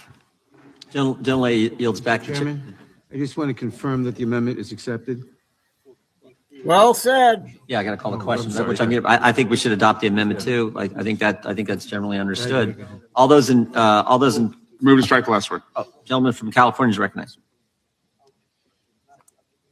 I guess it's a good thing that some folks on the other side are now interested in what happens in a locker room, and we're not going to look the other way. Okay, I'll accept that. But this is something that is not a thing. It's not a thing. We have things happening in our community that are a thing. Kids getting mowed down by assault rifles at their school, that's a thing. Young women in their community having IVF treatments banned, that's a thing. Women being forced into government mandated pregnancies, that's a thing. And those are all things that we can address in this committee. But okay, I'll play out this exercise with y'all. How are you going to enforce this? Really easy. No, I'm yielding to somebody. So you want over there? Tell me, how are you going to enforce this? men This and is an women's sports, on-demand I guess, gender huh? check that you want to be a part of now. So who's enforcing it? Is Mr. Jordan enforcing it? Mr. Gates enforcing it? Mr. Biggs? Who is enforcing this on-demand gender check? You didn't put that into the bill. Seems a little creepy that we don't know who's going to be determining genders here. Ms. Hageman, I'm deferring to you. You're the only one that wants to speak on this. It's interesting. You're the only one who wants to speak on this. No one else will even touch this because it's kind of creepy. Kind of creepy that you're setting up on-demand gender checks. Kind of obvious. Order? Are you calling me creepy? I'm saying it's creepy that you're setting up an on-demand gender check and you won't tell us how you're going to enforce May I it. respond to that? Will you engage in it colloquially? Tell me how you're going to enforce it, yes. Well, according to the U.S. boxing transgender policy, they're the ones that plan on doing the inspection. The athlete has declared that her gender identity is female and has completed gender reassignment surgery. So how not do they inspect protecting it? girls, women. How do they inspect it? Protects us. What is the Democrats going to learn that men don't belong in women's sports? I cannot believe they want men in women's sports. Unbelievable. That I guess you're going to have to ask the boxing association. Shouldn't you know?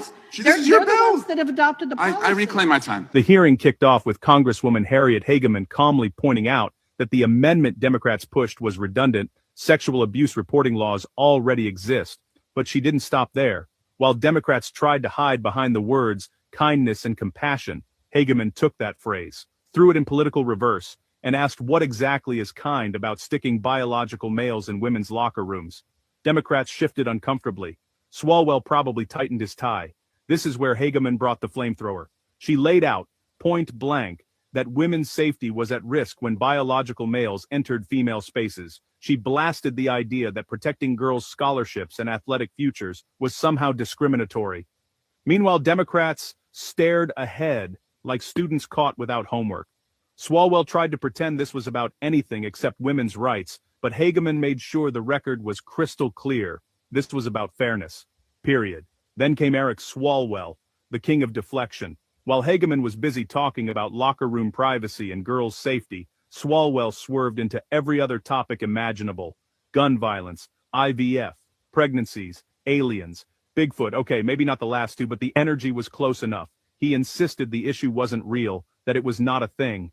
Meanwhile, the hearing room vibe suggested it was very much a thing. Swalwell then accused Republicans of creating a creepy scenario because he couldn't understand how gender enforcement would work. Instead of offering a solution, he tossed the word creepy around like confetti, hoping it would distract everyone. But Hageman didn't blink. She referenced U.S. boxing's own transgender policy, real-world examples, real procedures. Swalwell immediately slammed into a rhetorical wall. He rejected the answer because it didn't fit the narrative he came in with. Classic. In desperation, Swalwell wrapped up by saying the entire debate was not a thing. Meanwhile, parents across the country have been packing school board meetings over these exact issues. Democrats treated it like a fairy tale. Hageman treated it like reality. Guess which approach landed better? At the end of the hearing, Harriet Hageman walked out looking like she'd just completed a political cardio session, energetic, sharp, and victorious. Swalwell and the Democrats, on the other hand, looked like they wandered into the wrong meeting and couldn't find the exit. If this breakdown lit up your screen, hit that subscribe button and stay tuned. So how come he's not arrested yet? I don't understand that one.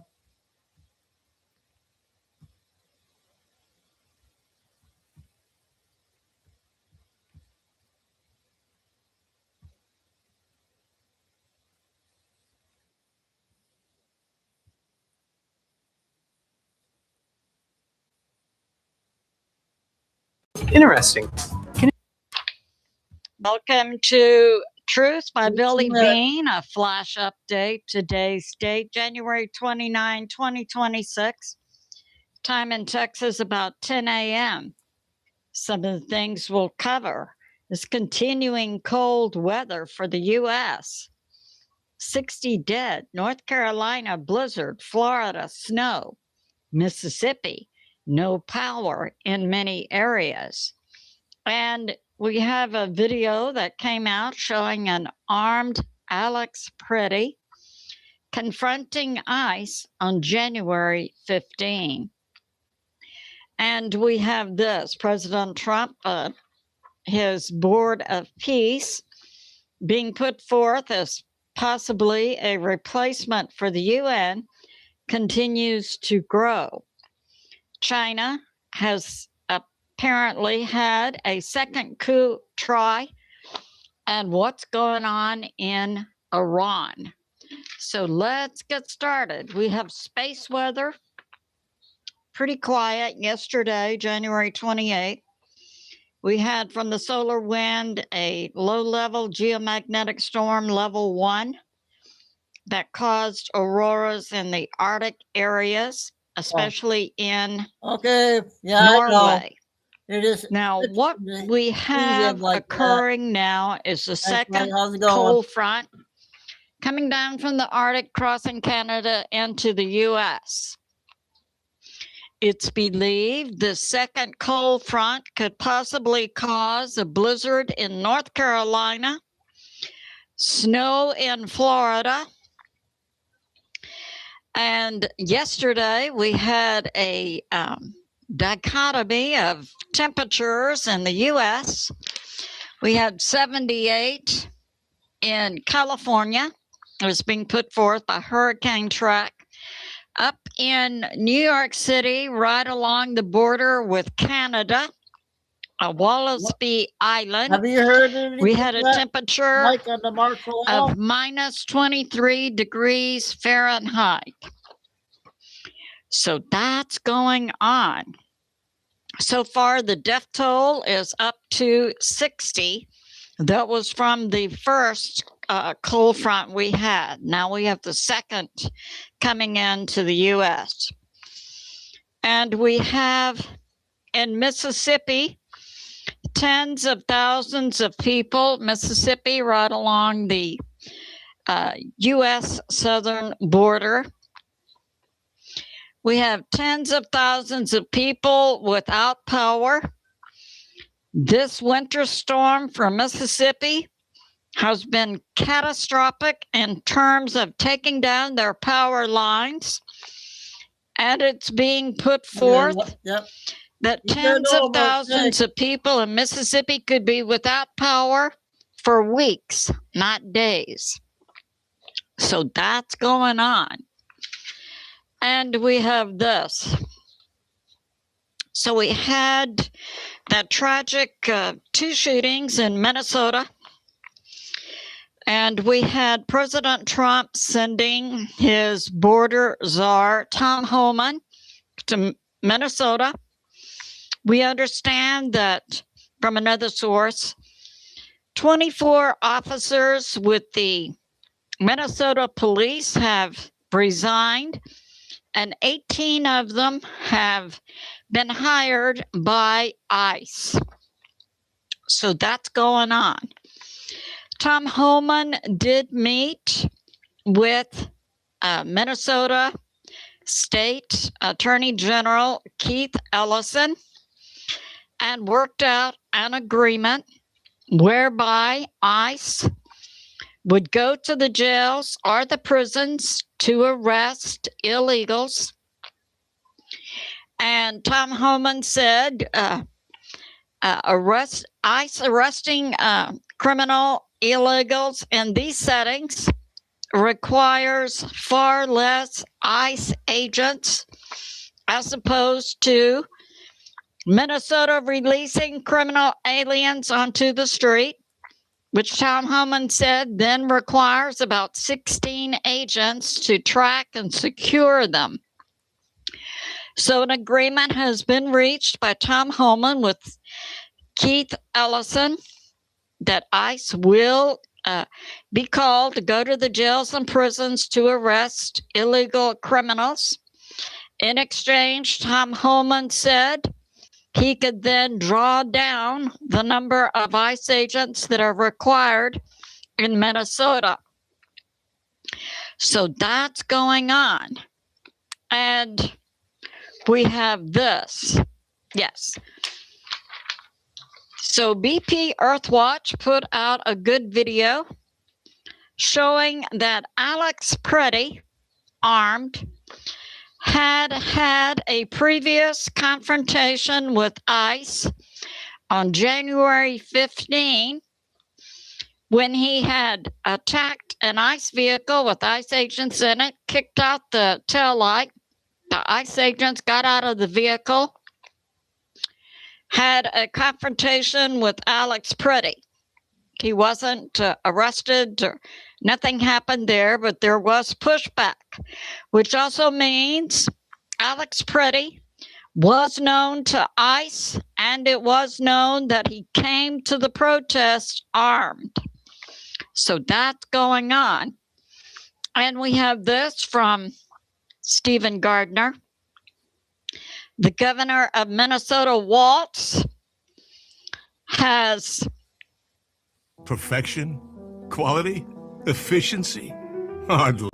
Michigan's government is pathetic.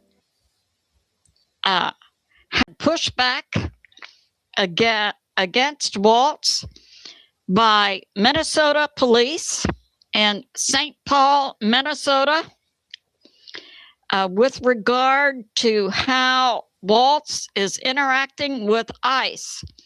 So we see actual law enforcement in Minnesota wanting to work with another law enforcement agency, ICE, and not be politically motivated or operate as the commie dim governor of Minnesota wants. So we have this, what's going on in Iran. We know that President Trump warned Iran. We have an armada, a flotilla coming for Iran. Iran continues to slaughter its citizen protesters in its streets.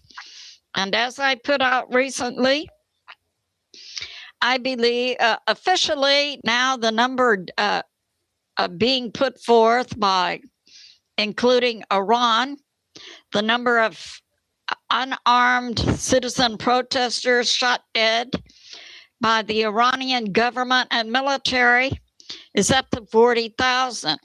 But I have other sources indicating that the death toll in Iran of its citizens may be up to 100,000. So we see the U.S. military prepping for what appears to be a hit on Iran. So that's going on. We have now certain military assets coming from the UK, RAF Mendenhall, military assets that will ID air defense locations in Iran and will track sources of radio communications and will be able to intercept Iranian military channels. And we have the River Joint recon plane there that is paired with the E-3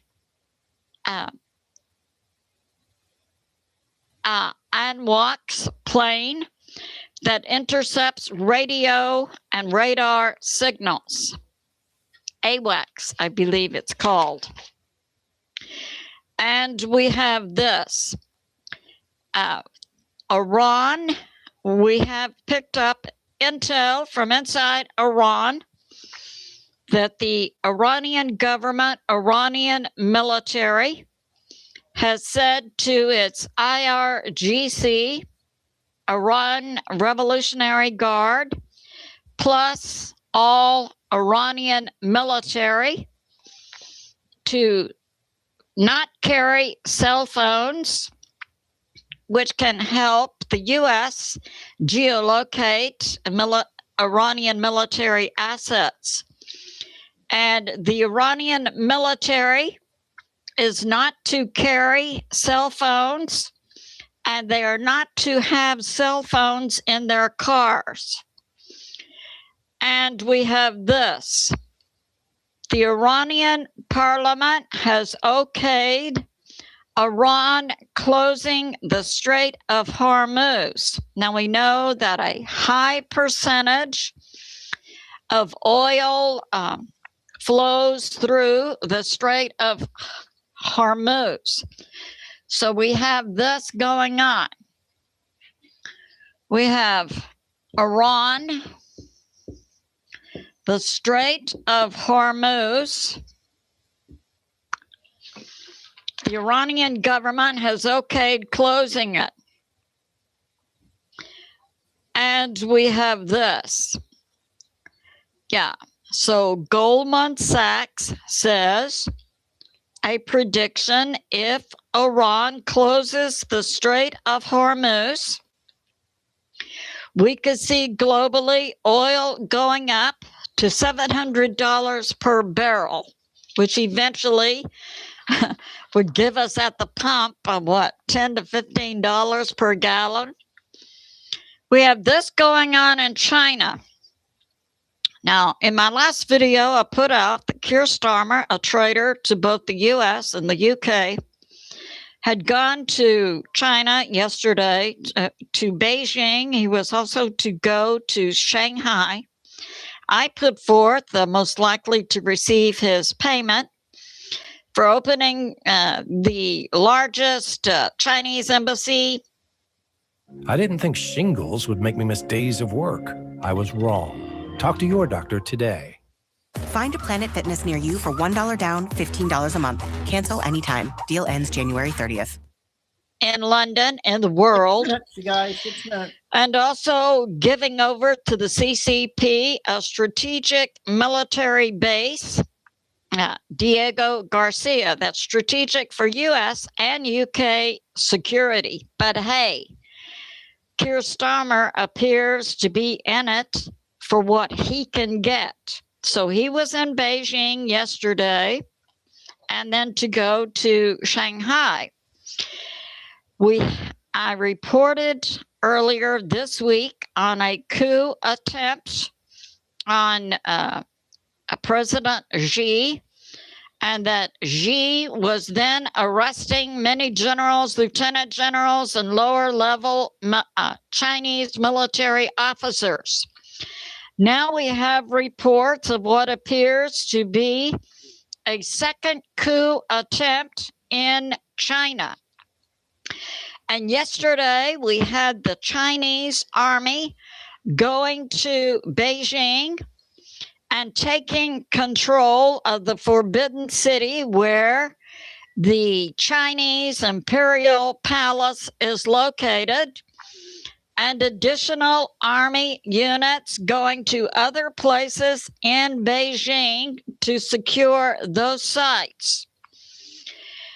So that's going on.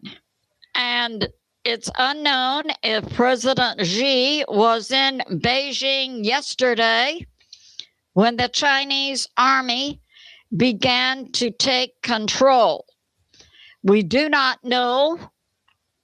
Actually, this appears to be a second coup try, but alternatively, this could be Xi taking control by the military of certain locations.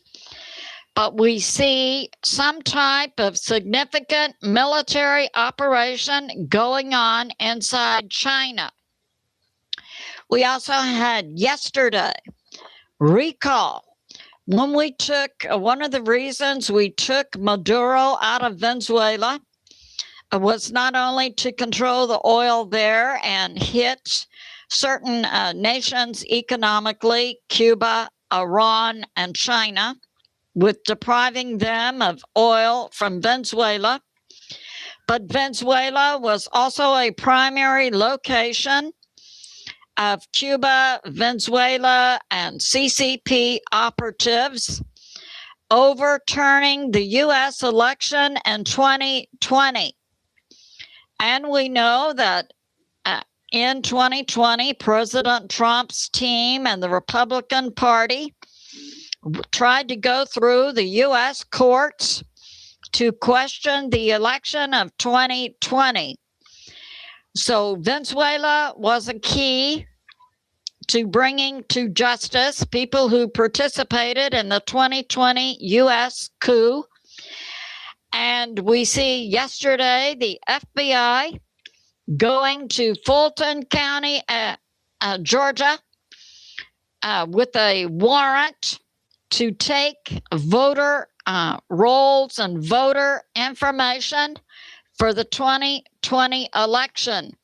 We know that Fulton County, Georgia, appears to be dirty in terms of that 2020 election, plus in other ways with regard to voting and with regard to their court system. We see President Trump increasing the strength and validity of his Board of Peace that President Trump has put forth may replace the UN.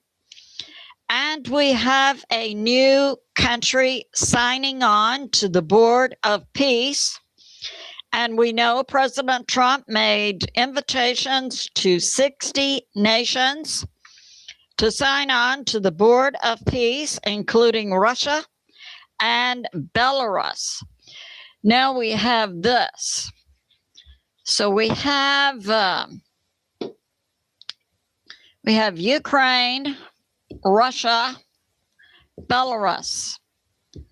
Belarus is a partner with Russia. And I know several years, probably 4 or 5 years ago, I woke up from a nap and I had this word from the Lord, Lukashenko. And so I didn't know what that meant. I looked it up. It is a type of hat. But I later found out it's also the name of a leader of Belarus. And yesterday we saw the leader of Belarus, Lukashenko, signing on to the Board of Peace. And we know that President Putin is considering signing it also. So this concludes my flash for today. It's good to be in prayer for America, President Trump, the U.S. military, and world peace. I love you, and I'll see you soon. Okay, that was only 18 tonight. I'm going to do some short clips. How many wants me to do the 25-minute X2 report or 45 minutes of I Am? You know, the one that does the decoy, Mike. Remember him? We haven't played him, but I'm going to do some shorts till you guys decide which one you want me to play.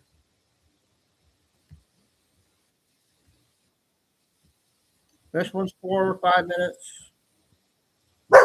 Not in the dreamlike simulation theory way, but in the physical, biological sense. Yeah. They breathe, they eat, they tweet. But behind their eyes, there's no sovereign soul, no fire, Kay's no listening, internal and narrator, Ann can't come on until just Saturday. code. This isn't paranoia. This is a growing theory with disturbing convergence between science, spiritual philosophy, play this yet? and fringe conspiracies. That cloning is real, that consciousness transfer is being quietly mastered, and that the NPC epidemic, people with no inner worlds, is the side effect. These people aren't defective. They're by design. Part 2, what if NPCs are real, not meme mechanisms? The term NPC came from gaming, characters who exist only to react to players, no free will, no awareness, just scripted lines and mechanical purpose. But on the streets, in classrooms, online, you've met these people.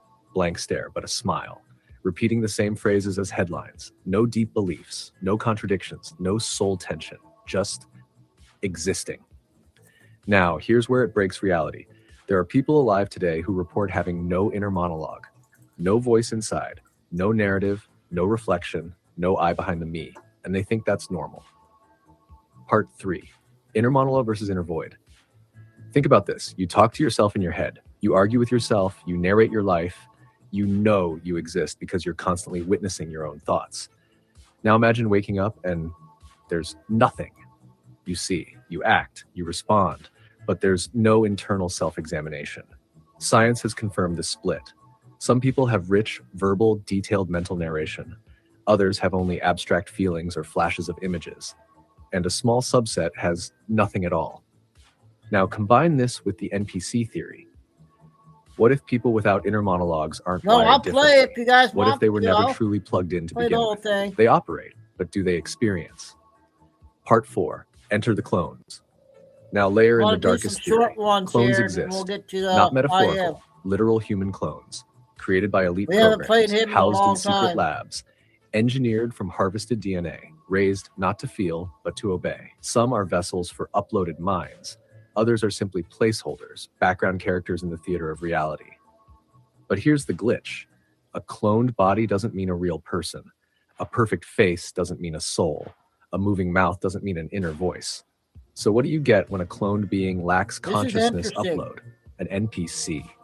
A biological machine with no internal narrator, no divine spark, just scripts, reflexes, mimicry. They're born. They walk, they speak, but they don't reflect. They don't dream.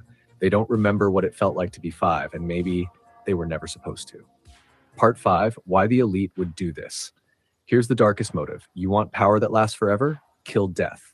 But to kill death, you need bodies, endless bodies. And to move the soul, you need tech plus ritual. The soul resists, but the code doesn't. So the elite do 3 things.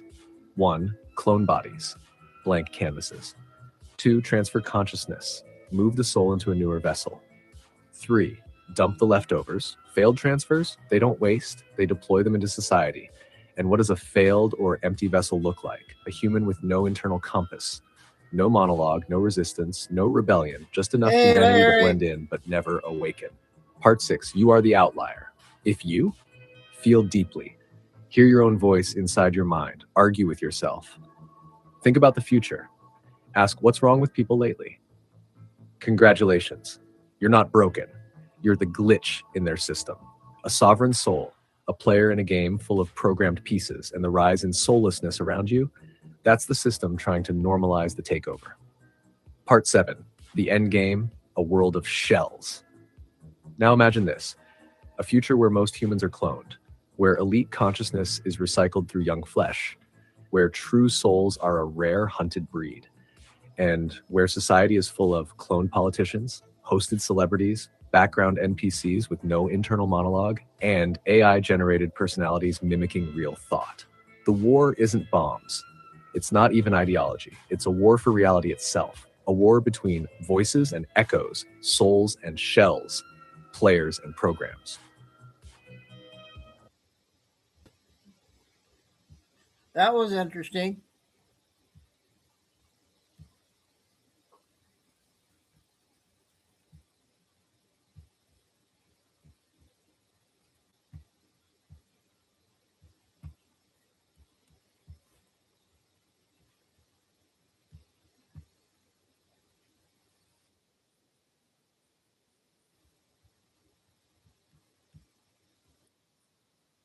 That's been making headlines across the nation today, where 2 Minnesota lawmakers and their spouses were shot in the early morning hours after a man dressed as law enforcement showed up at their home and opened fire. State Representative Melissa Hortman and her husband were murdered, while State Senator John Hoffman and his wife are in critical condition following emergency surgery. So I did some digging the minute this story broke, and I have found some pretty explosive details.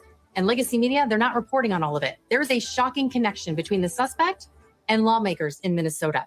First, though, this is 57-year-old Vance Luther Boatler, now wanted by police. He's the director of security patrols for a Minnesota-based private security firm. Now, that role could explain how Boatler had access to a law enforcement-style vehicle and uniform. His company's website also shows that he worked in Gaza and other global conflict zones. It also says he's received training from private firms and U.S. military personnel. Now, here's where it gets even more unsettling. Boatler was appointed by Governor Tim Walz in 2019 to a Minnesota workforce board. His certificate of appointments reads, quote, "Because of the special trust and confidence I have in your integrity, judgment, and ability, I've appointed and commissioned you to have and to hold the office." I have explosive new details and the devastating story unfolding in Minnesota. Okay, that's one.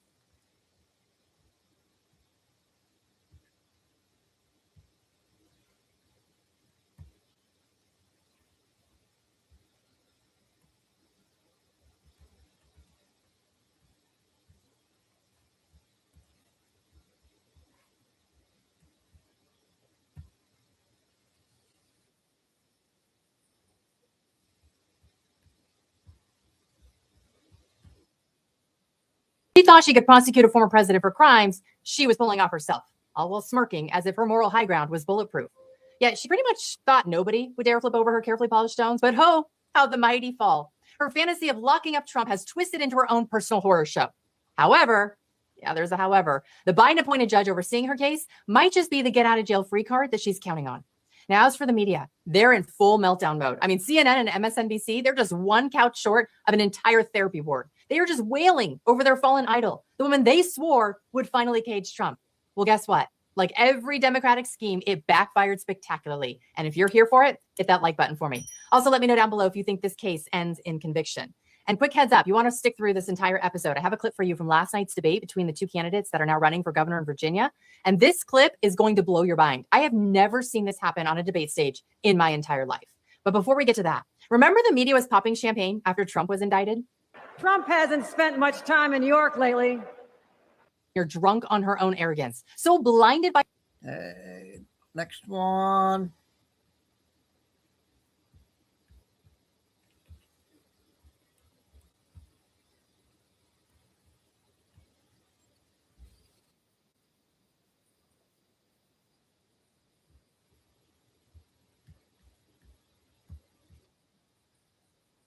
She was pulling off herself, all while smirking as if her moral high ground was bulletproof. Yet she pretty much thought nobody would dare flip over her carefully polished stones, but ho, how the mighty fall. Her fantasy of locking up Trump has twisted into her own personal horror show. However, yeah, there's a however, the Biden-appointed judge overseeing her case might just be the get-out-of-jail-free card that she's counting on. Now, as for the media, they're in full meltdown mode. I mean, CNN and MSNBC, they're just one couch short of an entire therapy ward. They are just wailing over their fallen idol, the woman they swore would finally cage Trump. Well, guess what? Like every Democratic scheme, it backfired spectacularly. And if you're here for it, hit that like button for me. Also, let me know down below if you think this case ends in conviction. And quick heads up, you want to stick through this entire episode. I have a clip for you from last night's debate between the two candidates that are now running for governor in Virginia. And this clip is going to blow your mind. I have never seen this happen on a debate stage in my entire life. But before we get to that, remember the media was popping champagne after Trump was indicted? Trump hasn't. Sorry about that. That was the same one. We'll check this one out.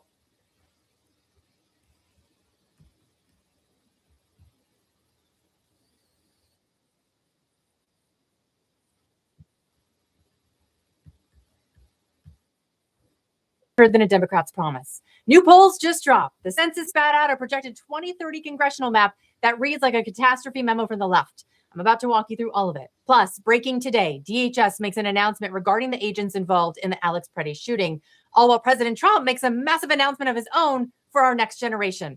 Then finally, a shocking update to the story I brought you yesterday about the Arizona man who harassed two young girls for taking a photo with ICE. Like the video and subscribe to the channel if you're new. Also, don't forget to hit that notification bell so you don't rely on the algorithms to bring you the latest political headlines. All right, the first major blow for Democrats, it lands squarely in Virginia.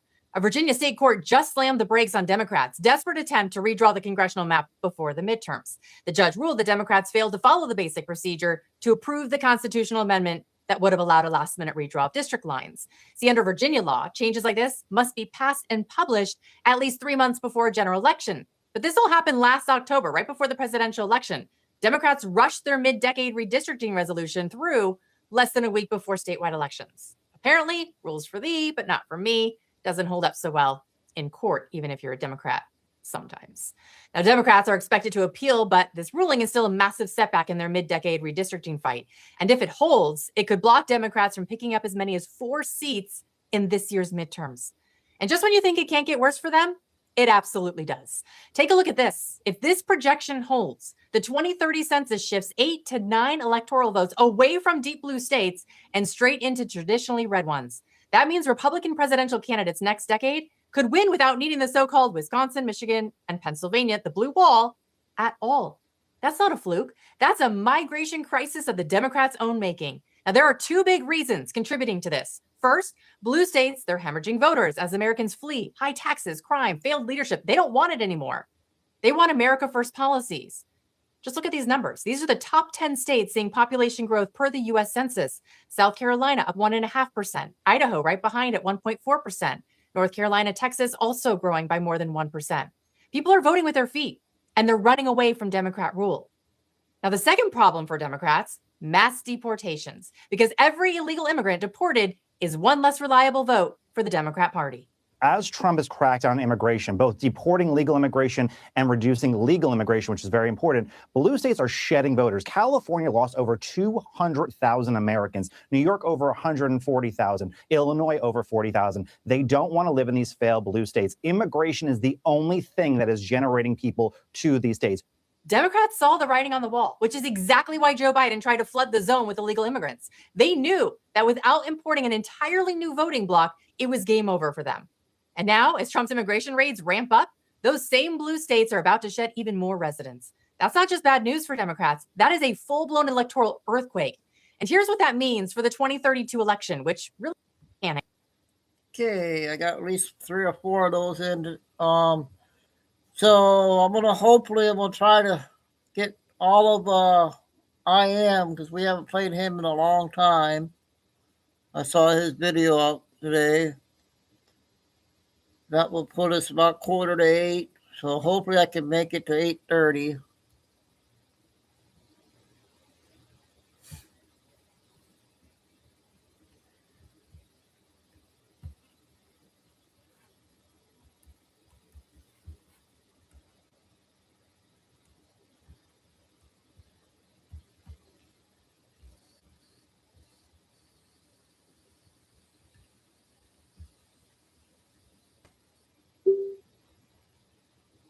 Welcome, everybody. This is IM's decode for 1/28/26. And there's really no decode. It was just today's folders and doubles and just some storytelling. Because there's a lot of good stories that actually came out today. All right. You got share screen on. Show you what we're working with. It's so nice to have share screen that doesn't reverb now. Screen 2.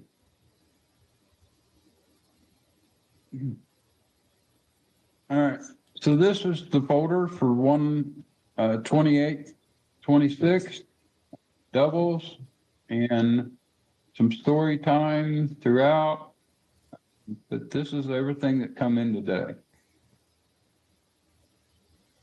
It ain't that big because I didn't work on it or anything, but good information nonetheless, right?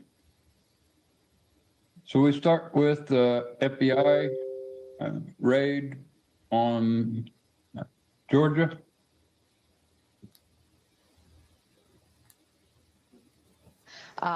Going inside of the election facility.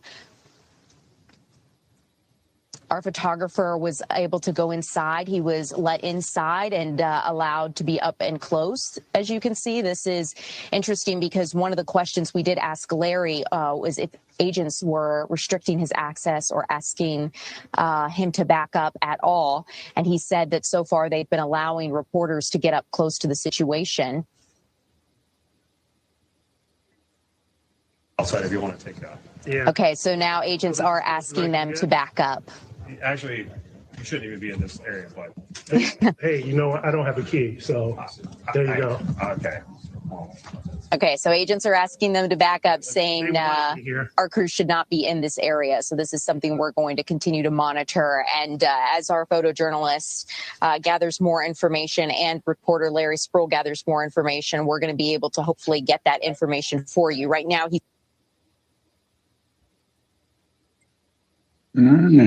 So we're raiding the vaults, opening of the vaults. Vanna Ursula going down. She's trying to get India security with guarantees with India. Me and Stella were talking this morning, and the Deutsche Bank was raided. I was trying to download the video, but they won't let me have it. So I got to do special things, but I will get it. And so corrupt banks are being raided around. We know the government shutdown is looming. That's coming. We know what Melania did this morning, but let's get into doubles. And here's another one. And the government shutdown, we need this, right? So our new government will be February 24th. The State of the Union, we switched to 120 days voting in our new That's republic. interesting, So Paul. let the old one die. You know what I mean? Okay. That's on the government, right? Let it die. It's a dying entity. It's wailing. But anyway, this is Hillary Clinton and the Winter laptop. We got some of these memos. One of these memos involves the discovery of Anthony Weiner's laptop. We have some more huge news to get in front of you from inside the FBI.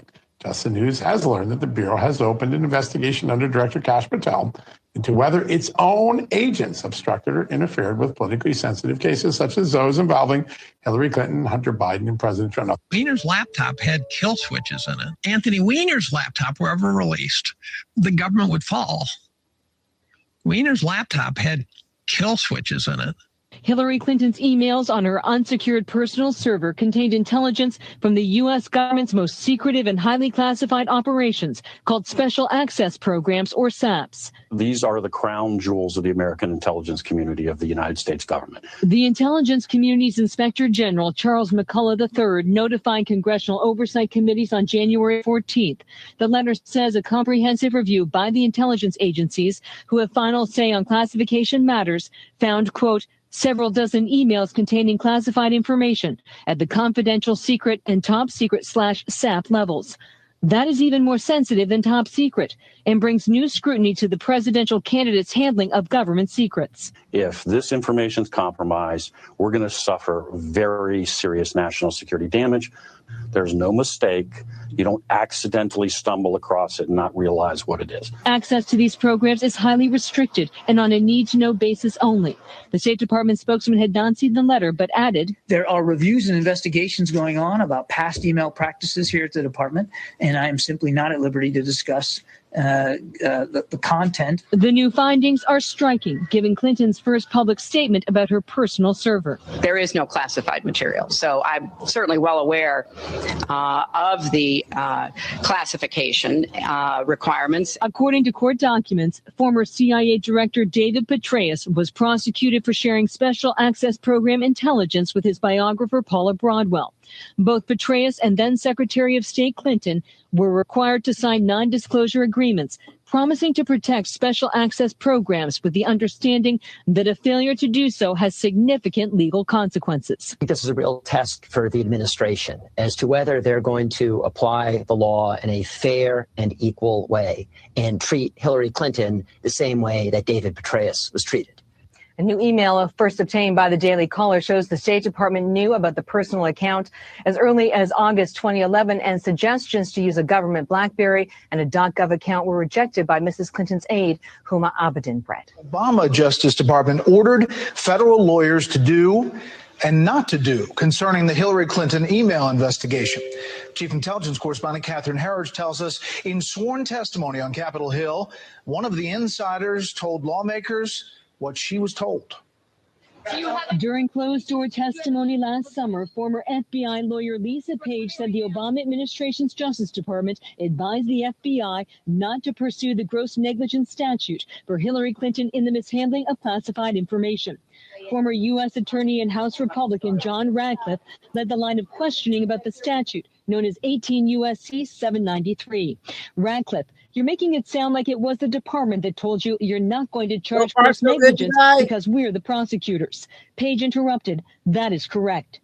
Page's testimony appears to conflict with then FBI Director James Comey's recommendation in July 2016 against criminal charges for Clinton. What I can assure the American people is that this investigation was done honestly, competently, and independently. no outside influence of any kind was brought to bear. The Republican-led House Oversight and Judiciary Committee investigation ended in January. With Democrats now in control, the committee's new ranking Republican made the page transcript public. The transcript releases show an inherent two-tier system, one in which Hillary Clinton gets the treatment that she got, where there was actually at first concern that they were going to charge her, and then with Loretta Lynch in charge, before she recused herself, made it very clear that that was not going to happen. The tip-off came from a chart drawn up by federal investigators assigned to the Clinton case known as mid-year exam. Fox News has confirmed that the chart listed possible federal statutes for prosecution. Next to gross negligence was a notation, quote, DOJ not willing to charge this. Only known cases are military, cases when accused lost the information. In response to the page revelations, the president tweeted the transcripts, quote, make the Obama Justice Department look exactly like it was, a broken and corrupt machine. It was filled with crap that wasn't supposed to be there. We never get to see it. Supposedly 9 cops watched the videos on Weiner's laptop. They had to keep leaving the room because they couldn't stand what they were seeing. And all 9 are now dead. And there's names and faces and deadness, right? They're real people. Now you can say, well, maybe they died for other reasons. I go, but it's still 9 cops. You know, it's like the 5 cops who died after January 6th, right? 4 of them were suicides. According to AI, there were about 80 cops really in the thick of things. 4 of them died from suicide.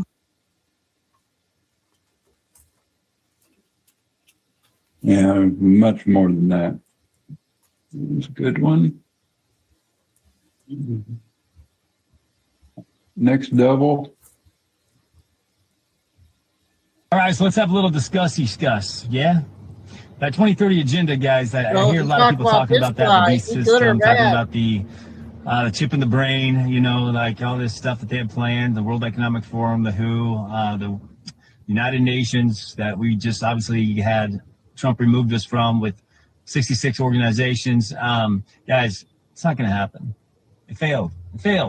I mean, Charles, like Schwab, all them, they were all taken out a long time ago. So, guys, my question is why are these maps their logos are all flat Earth? Hold on. You just go search on X or any other search bar, just type in 2030 New World Order agenda. You'll see that everything that's happening is Trump reversing all of it. Literally, like preventing it and reversing it. It's like opposite of what they wanted to do. Remember, they wanted a central bank digital currency. Not going to happen. Not going to happen. They wanted all this other stuff. I mean, then everyone's like talking about AI. I'm like, hold on.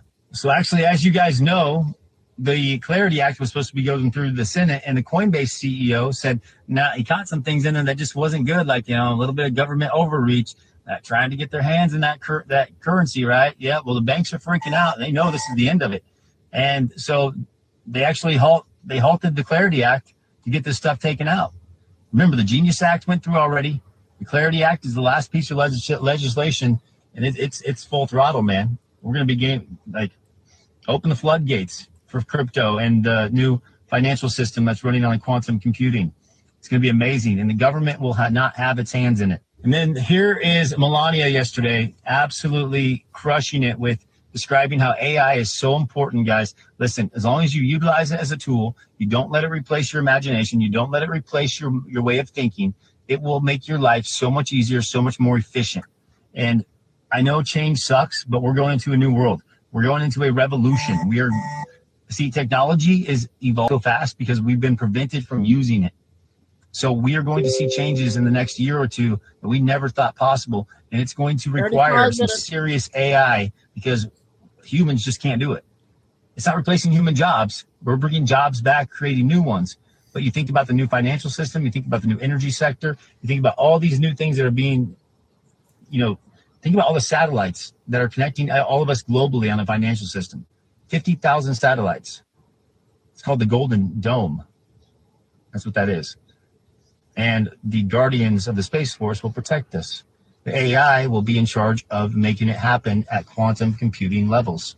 So utilize it as a tool, download Perplexity, Gemini, ChatGPT, just ask simple questions, everyday questions. You'll be amazed. Love y'all. Wow, that was a good one. He said it too. I like that guy.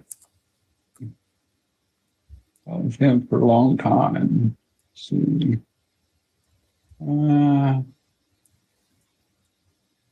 Yeah, I thought I played quite it. the story. No. Is it there? X2 report will be the last video tonight, guys. We'll do that after this.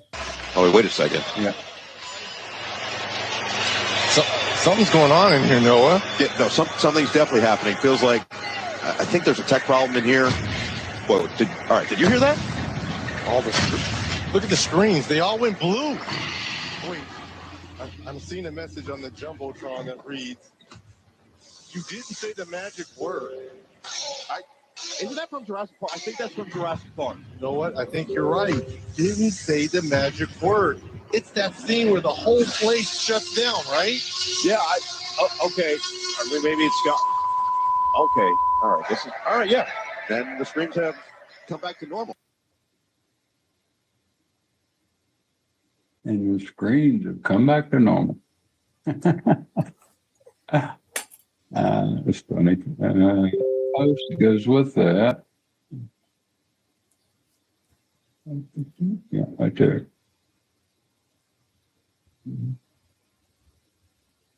Yep. Carol.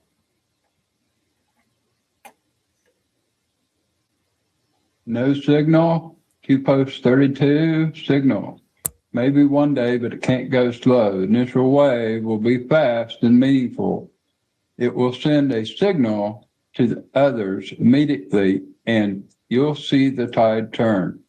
Not even the mainstream media can hide, and rest assured, some will be jailed as deep cover agents. Welcome, Lisa. I'm glad you found me. Post 64. Please refer back and collect my crumbs. 6 o'clock And every day. Well, Monday through Friday. Discussed. We've anticipated the Twitter, social media blackouts, rogue agents, programmers, pre-sealed federal orders. We quickly tracked and reinstalled. Expect outages periodically infiltrated. If this doesn't signal what I've been saying, I don't know what will. You're welcome. Thanks for supporting me. Yep. It was from Captain Kyle. All right. My mom and dad died for over 2 years almost now. Melania. Oh, Elon Musk. Got to get a little Elon. Is blind sight, which will enable those who have total loss of vision, including if they've lost their eyes or the optic nerve, or maybe have never seen, or blind, even blind from birth, to be able to see again. Yeah, Kay is resting. Kay will be, she'll be in when she's ready to come back. Took a couple of days off and can't get on until Saturday. Waiting on a new plug. But yeah, I made it over the 1 million mark with all my other channels I had until I got the big channel back. And we talked a while back when my mom died, and I couldn't make it to the funeral because I got sick and stuff. So if it wasn't for my show, I wouldn't have made it through all this, the bad things with, mom, dad, and everything else.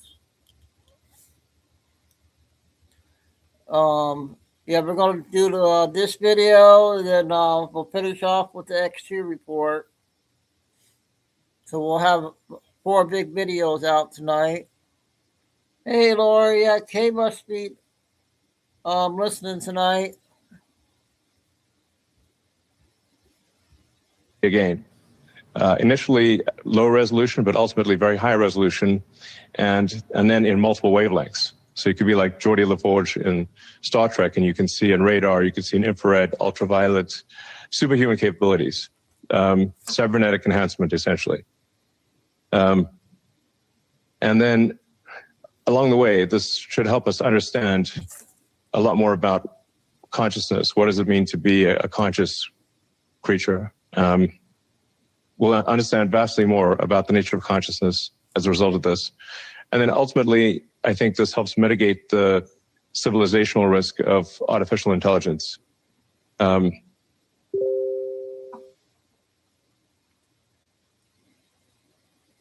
Mitigates the artificial risk of artificial intelligence.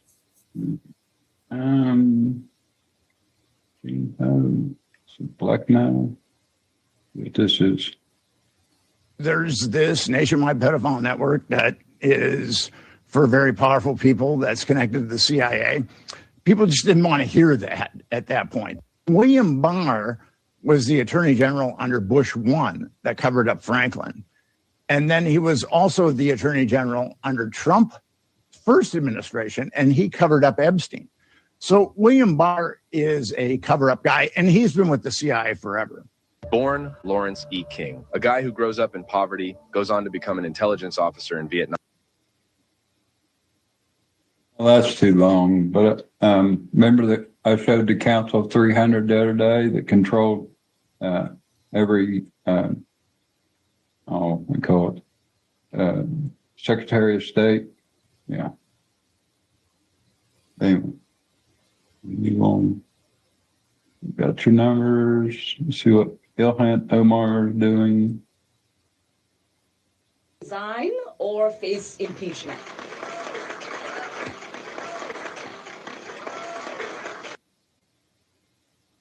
And that's funny, you know, that he put out the bat yesterday in the decode. This is funny.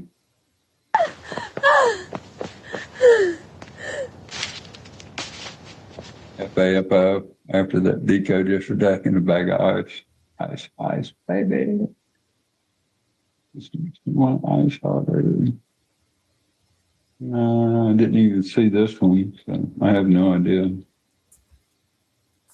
Everything the media has told you about Alex Peretti is a lie, including what he looks like. This is Alex Peretti, who brought a loaded Sig Sauer P320 to a physical altercation with federal officers this week. He resisted arrest and fought those officers and lost his life. Now, every American life loss is a tragedy, whether it's gunfire or fentanyl. What's also a tragedy is when the media lies about these deaths in order to manipulate us, and that is precisely what they are doing with Alex Peretti. They have manipulated his actual photo into this. This is an AI-generated fake person that the media is telling you lost his life tragically in Minneapolis this week. Watch. The nonviolent bystander by ICE agents in Minneapolis.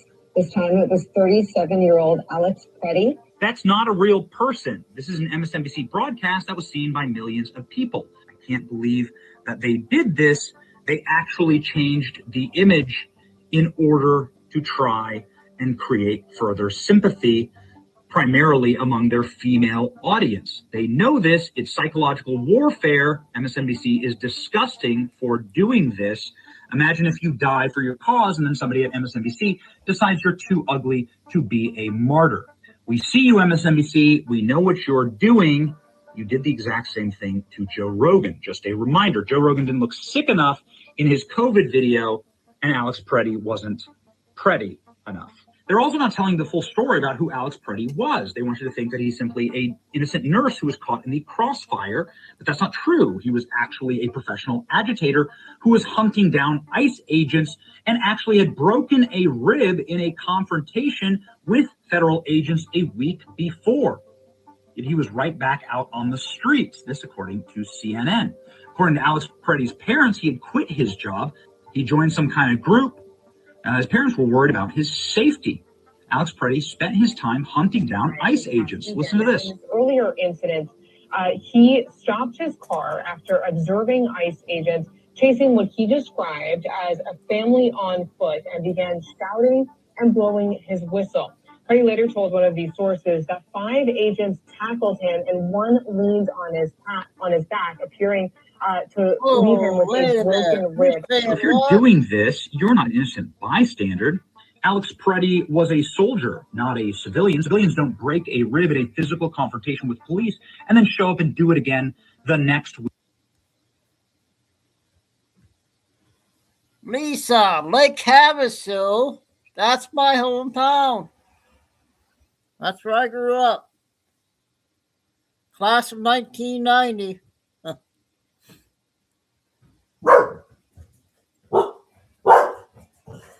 Chico. Armed. That's what soldiers do. Who was sending Alex Peretti to these locations in order to get in physical confrontations with the federal authorities? How did he know where federal authorities were? There's a signal chat right now by left-wing agitators that has been infiltrated, and they say that Alex Peretti was in on these chats following and tracking ICE. Chico. So I can get updates on that. I don't think that bridge is gonna fall down. There's no way they would. But I'm on that every single day getting updates there.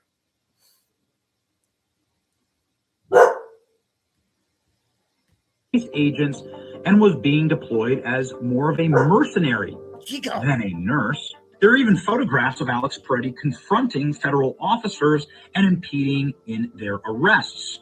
None of this is to say that he deserved to die, but the media deserves to tell you the truth, that this was somebody who was a paid left-wing agitator and activist, somebody who was working in a coordinated fashion to try and disrupt federal officers and was known to federal officers for physical confrontations. This is a man who's totally different from the man they're trying to portray to you on TV. It's still a tragedy, but you need to hear the full story. This is who Alex Peretti actually was.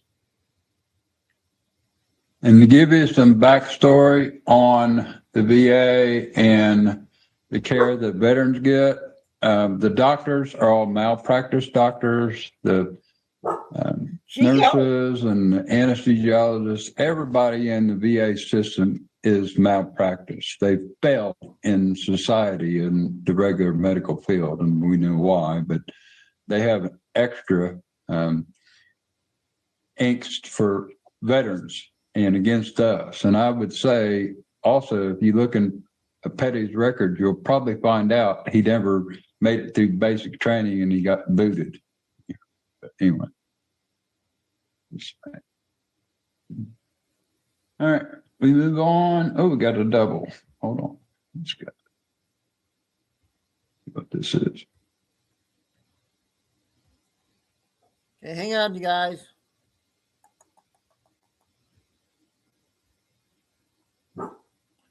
I don't know if you can see this.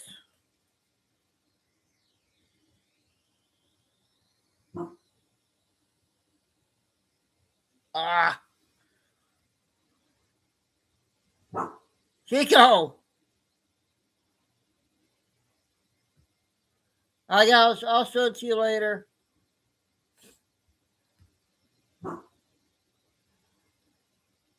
This isn't about gun control or politics. Enough is enough. The innocent need real tools.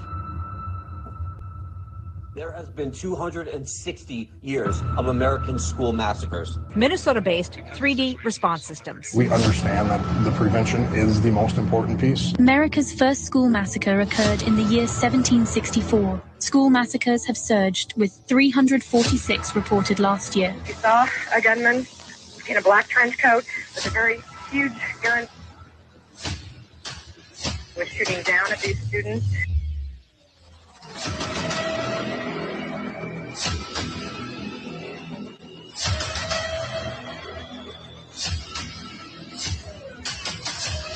And just really brainwash people into thinking about guns in a vastly different way. 3D response systems is a multi-layered design to get the police there faster and provide tools for the people inside to survive. Our system comes into play to keep as many people safe as we possibly can.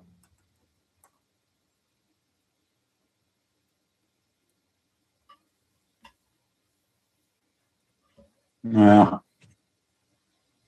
School shootings. Yeah. We're done with that crazy ass mess. Goodness, dude. Ice Ice Baby? What's this? Yo,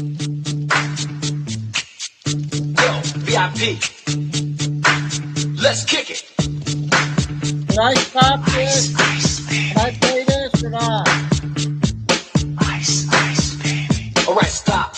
collaborate and listen. Ice is back with the brand new invention. Something grabs a hold of me tightly, flow like a harpoon daily and nightly. Will it ever stop? Yo, I don't know. Turn off the lights, and I'll glow. To the extreme, I rock a mic like a vandal. Light up a stage and wax a chump like a candle. Dance.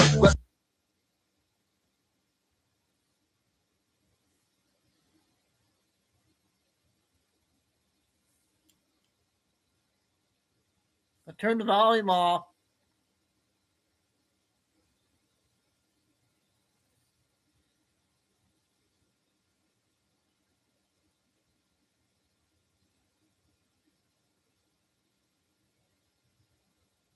Yep, Laura, I turned the, is that good? Turn the music off?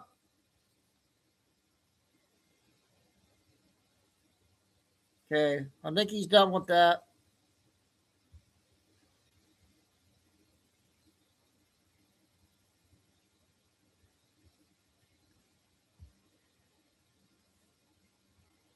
Okay.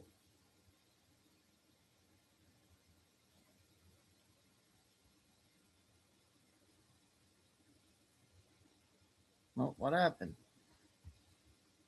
Harder and different. I love it. Instead of being reactive, they're being proactive. That is a Catholic church. They're trying to put an LGBTQ in the church over in England, and trying to reject it. Those two, and this is cool. If you know, the real Princess Diana's boys. That's backwards, by the way. All right. So the real Harry and the real William.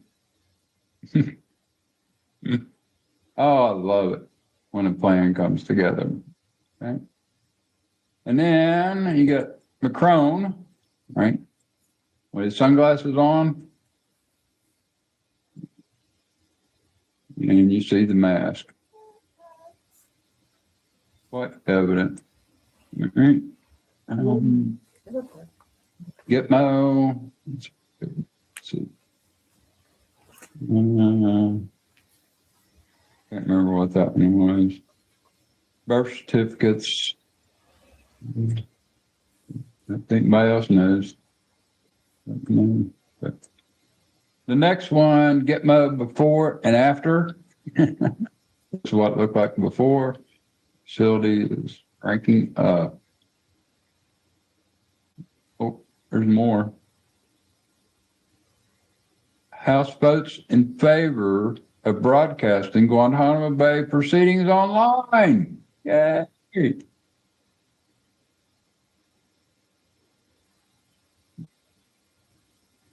House of Representatives moved Friday to make military commissions held at Guantanamo Bay more transparent by paving the way for proceedings to be broadcast online.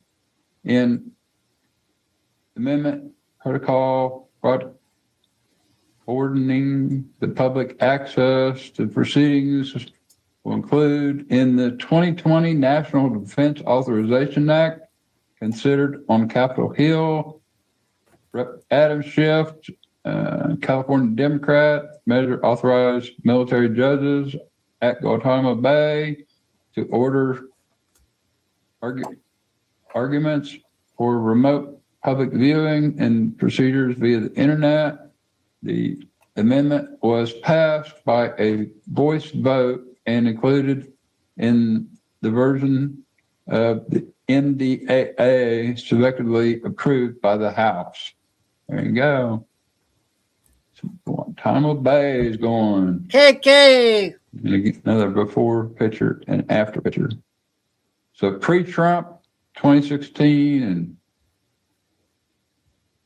we have an old name in chat, okay, Lisa.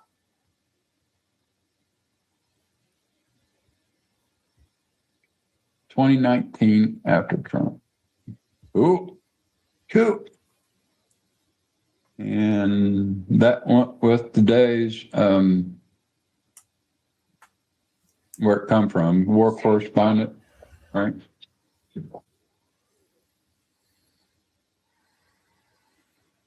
There is no Joe Biden elected 2020. Biden engineering mindless entities are what you see. Democrats don't know the difference. True. That was good. If you know why we're monitoring right now, they're trying to rush. Or last night, anyway, let's start the backstory. Iran fired on Qatar, okay?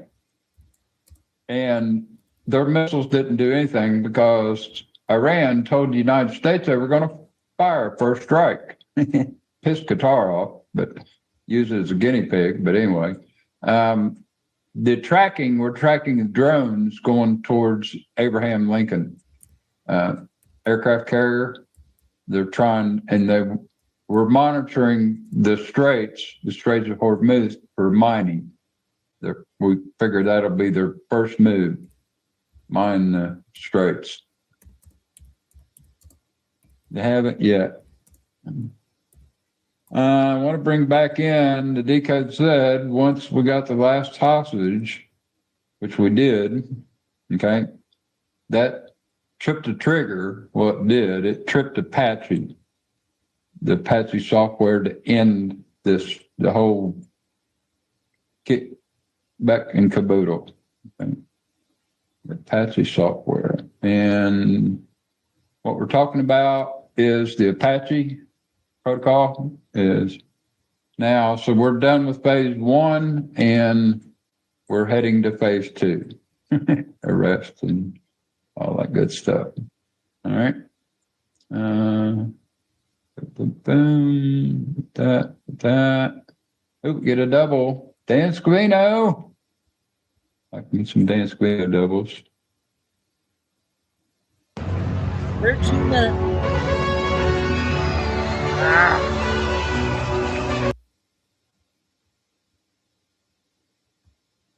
Music again.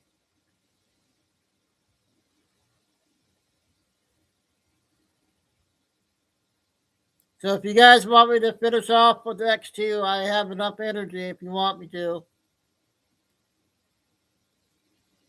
It's only 20 minutes.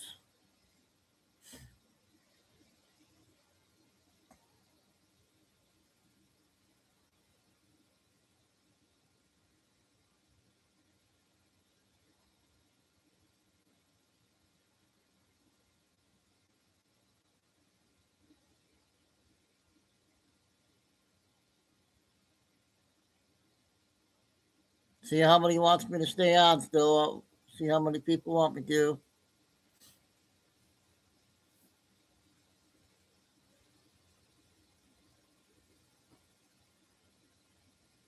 Okay. We'll make the next 2 report the last one then. It's about 20 minutes or so.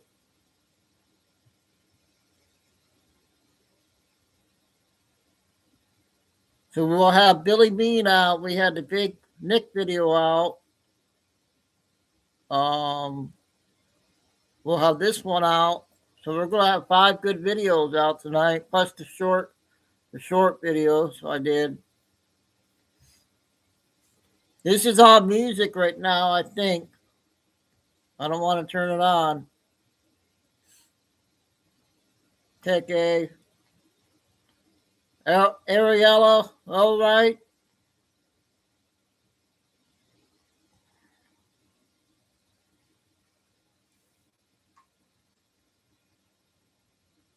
Yep. I had Terrence had a video from yesterday, Omar spray.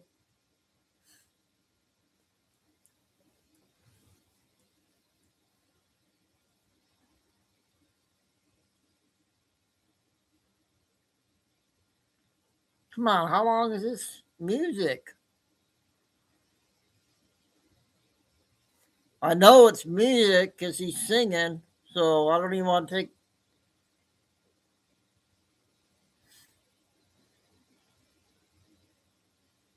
Oh, okay. Okay. Lucky I turned it off.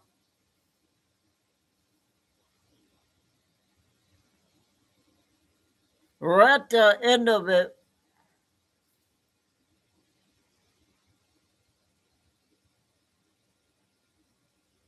Okay. He hasn't been out in a while. Okay, we're about 10 minutes left. So that will put us right about 8 o'clock, I think. After the probably about 3 hours.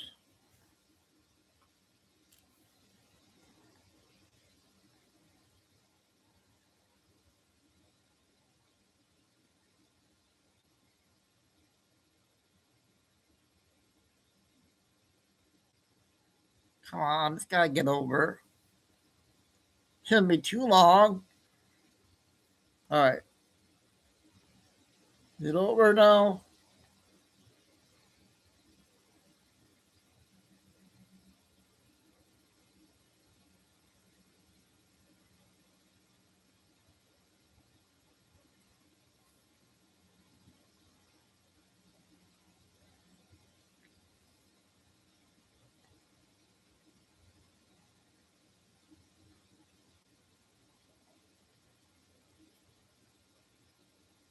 Yeah, I wanna stop it. But we got most of it, didn't we? I think that was towards the end. So now we'll finish off with the X2 report. Yesterday's one.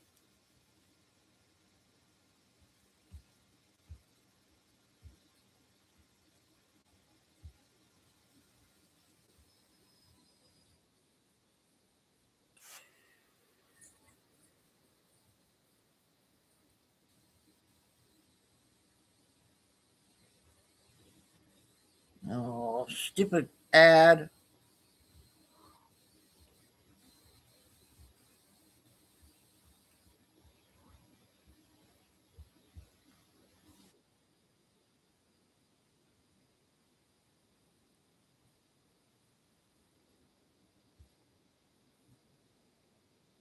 "24 minutes, guys. 24. That will put us right at 8 o'clock. Good timing.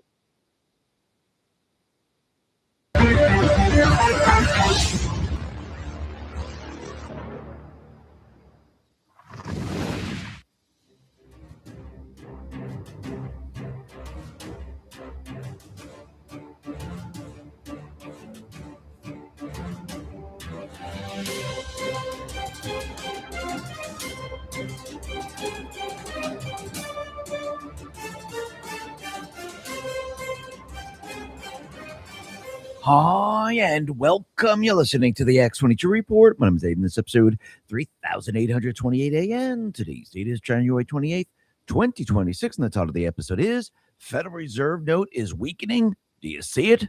Trump is 5 moves ahead of the central bank.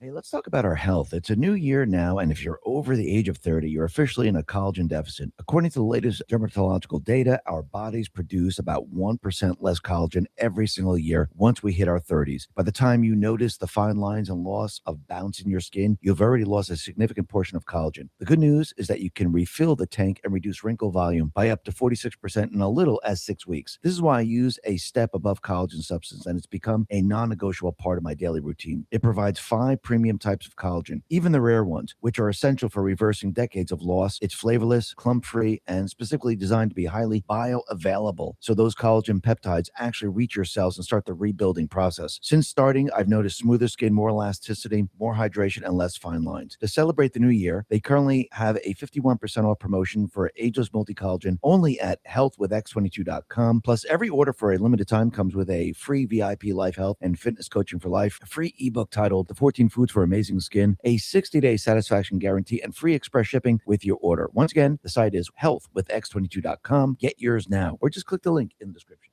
Let's get right into the economic collapse financial news. Now, the deep state, the corrupt politicians, the private West Central Bank, the World Economic Forum, you could see that Trump now is 5 moves ahead of all of them. And what's very interesting is that the deep state players, the central bankers, they're kind of trapped in what they've been trying to do. And remember, from the very, very beginning, when Biden, the Fed, Obama, when they gave Trump their terrible economy, it was actually in a recession, and they wanted to go into a deep depression. They thought that Trump wouldn't be able to take the economic system and reverse everything that they did. They thought they trapped him. And that's why the Fed was holding out with the interest rates, because, again, this was all part of the plan to basically destroy the economy. And they were waiting for a certain period of time, and it didn't work out. Trump started to call the Fed out, and he wanted them to lower the rates, and they resisted every step of the way. They're still resisting. As of right now, they decided to keep the rates unchanged, because what they've realized is that Trump, since he's been creating the parallel economic system, since he's bringing investments into this country, since jobs are coming back into this country, since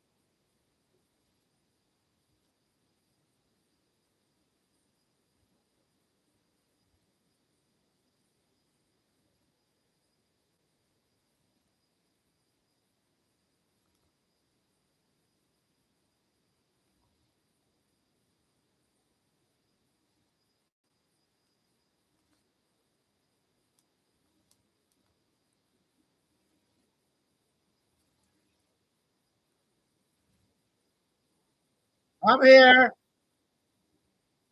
You guys see me okay?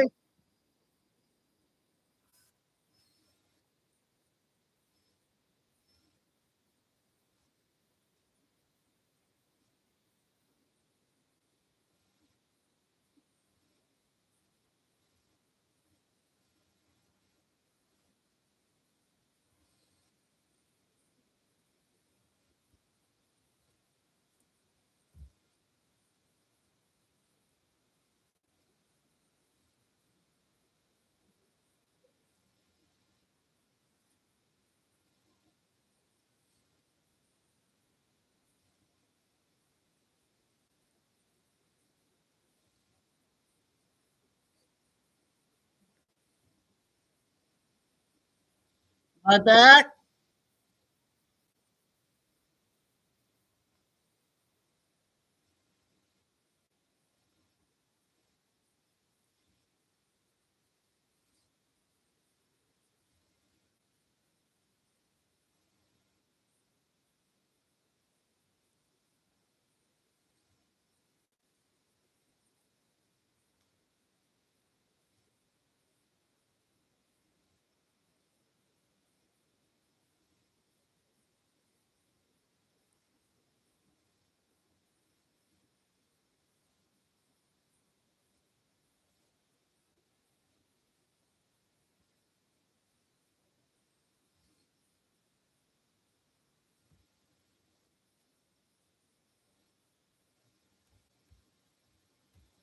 You guys can't see the video?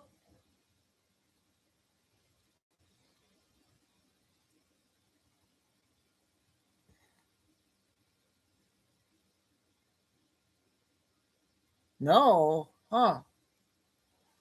Hang on, I'll go out and bring it back in.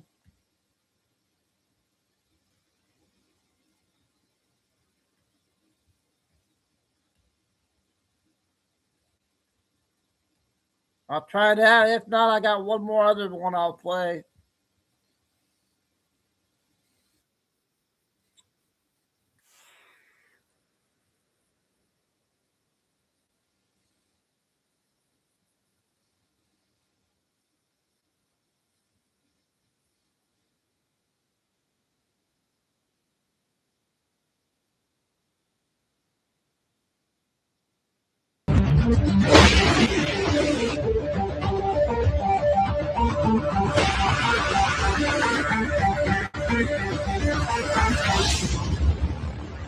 Come on now.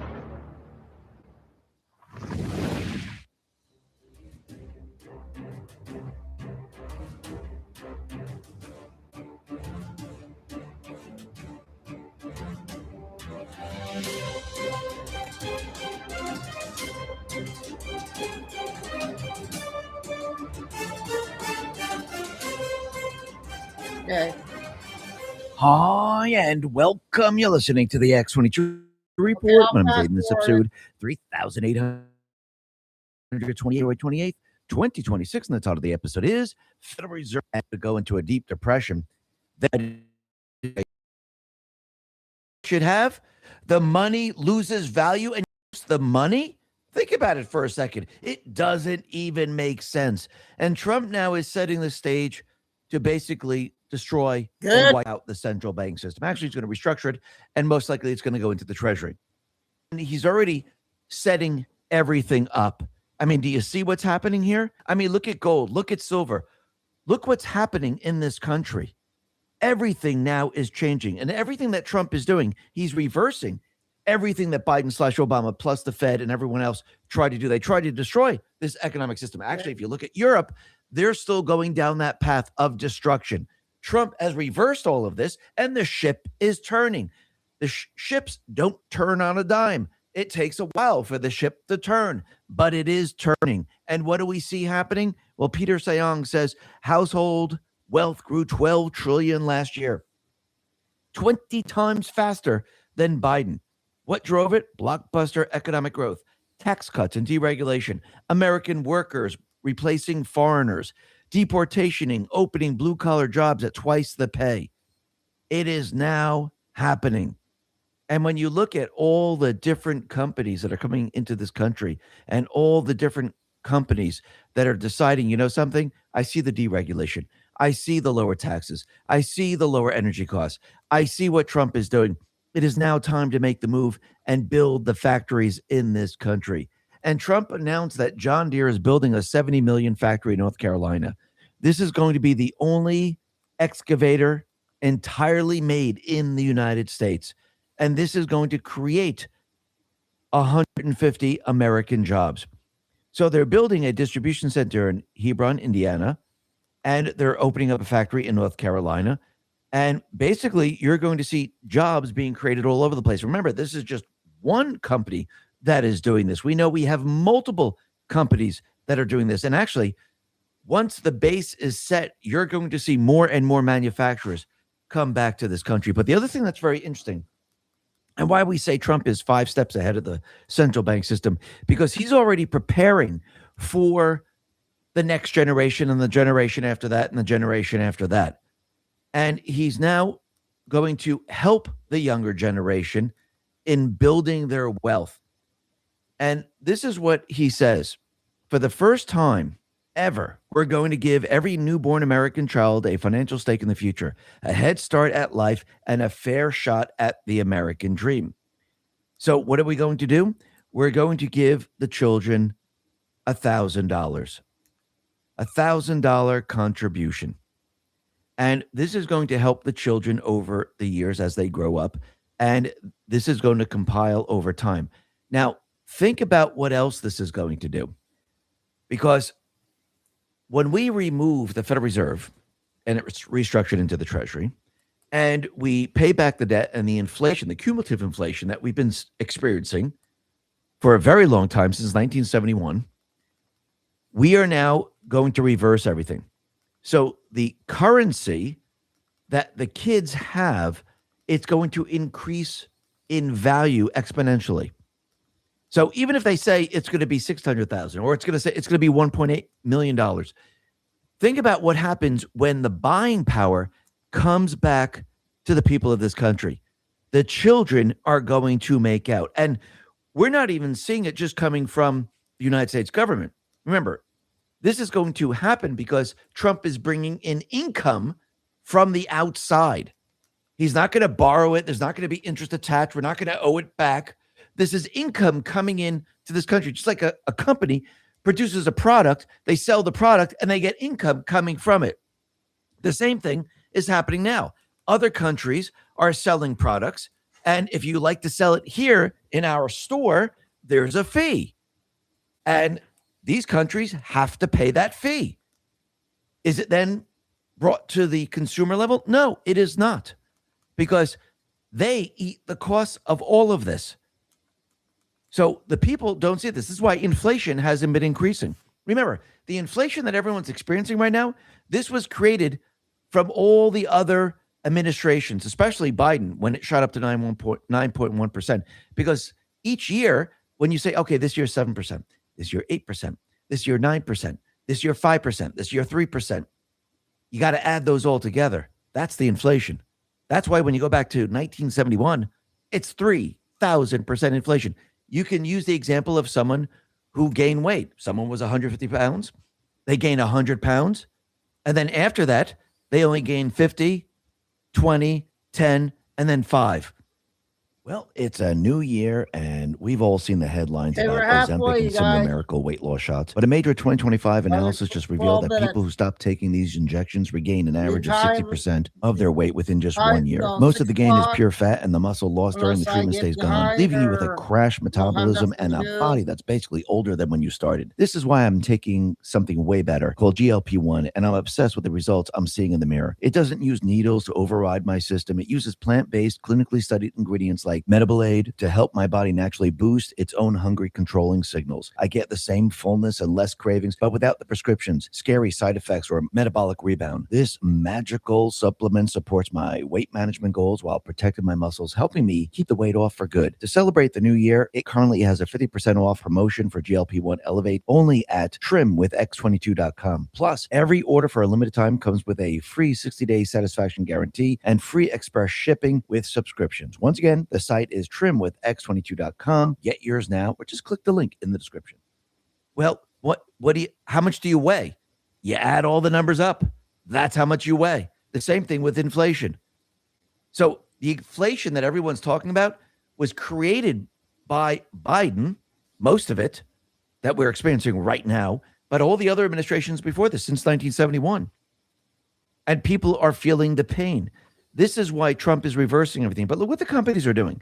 Bank of America is going to match $1,000 government deposit. So their employees are going to get this. Between January 1st, 2025 and December 31st, 2028, 165,000 U.S. employees, if they have children, the children are going to get a $1,000 contribution. They're going to match what Trump is doing. Steak and Shake is also going to do this. Steak and Shake pledges to support our employees' children with a $1,000 match to Trump accounts for every child born between 2025 and 2028. By funding tax advantage investment accounts for our employees' children, we are ensuring that the next generation of Americans participate from birth in our free market, wealth-building economy. Steak and Shake has benefited from our country's prosperity, and we are committed to giving back to our communities and our country. Steak and Shake is a Big Larry Holdings company. So right there, they're now on board. And I think this is going to happen throughout the many corporations in this country. And it's going to give the children a step up, which will allow the next generation and the generation after that to be very, very successful and have quite a... Watch what happens when a 50-year-old man walks DHT naturally for just 90 days. Day 1. Bit of money. Something the central bankers never wanted. Something the central bankers really hate. And you could see Trump is rubbing it in their face. And think about it. When Trump removes the income tax, all that money is not going to be taxed. And when we get our buying power back, that money is going to be worth an incredible amount. Think about what this country is going to look like in the future. And think about what Trump is doing to set it all up. Gordon put this out and said, dollar collapsing, everyone panicking, Trump losing control. Wrong. He orchestrated it. Here's why a weak dollar benefits America. U.S. exports become cheaper globally. Foreign buyers flood in for goods. Manufacturing comes back competitive pricing. 36 trillion debt inflated away. China-EU competitive advantage destroyed. Strong dollar equals America buys cheap foreign goods. Weak dollar equals world buys American goods. Trump isn't losing. He's winning a game you aren't even aware is being played. Like we said from the very beginning, He's 5 moves ahead of the central bank system. And what else does a weaker dollar do? Well, the US dollar helps drive looser financial conditions, rate cuts, higher nominal GDP growth, higher asset prices, higher US exports and lower trade deficit, easier debt servicing for the government. This is why Trump said the dollar is doing great. And you can see he's preparing the country. And this is something the deep state, the central bankers do not like. And what else does it do? Well, it allows metals to skyrocket. And is that what we're seeing? Absolutely. And basically, as we move forward, I do believe what Trump's mission is to get the metals to where he wants them. Remember, as of right now, they're valued at $42 an ounce. I'm talking about gold. And we see that gold now is over 5,000, silver is over 100, and I do believe these are going to start to skyrocket like we've never seen before. Because again, as everything starts to fall in place and we start to see the power of his economic system, you're going to see that people are going to start to experience it, and they're going to realize what's happening. Because you have to remember, when Trump came into office, the only thing people experienced was high fuel costs, people experienced high inflation, and Trump had to basically shut down the inflation, keep it at a pace where it's kind of steady. And that's what he's done. If you look at true inflation, inflation is very, very low right now. And after that, what Trump has to do is then start to bring down the fuel prices. Then he has to cap the credit cards. Then he has to give the people tax refunds, then give them a dividend check. So think about what he's doing right now. He's increasing your buying power every step of the way. I think the big one is when he says, okay, we're going to get rid of income tax. That is going to be huge going down the line. But every step of the way, the people are going to experience a system that is working for them, especially when wages are continually moving up and there are jobs that are continually opening up that have higher wages. When you start to put all this together, as we approach the summer, as we approach the midterms in the fall, you're going to see that people are going to be experiencing something very, very different what they experienced with Biden. And I know a lot of people are saying, well, why did it take so long? I don't think it's taken that long at all. I think he had to put the pieces together. He had to reverse everything that Biden/Obama and then the Fed have done because they were destroying the entire economic system, which they're still trying to do. They haven't stopped trying, and they will continue to try to push this. But in the end, it's going to fail just like everything else.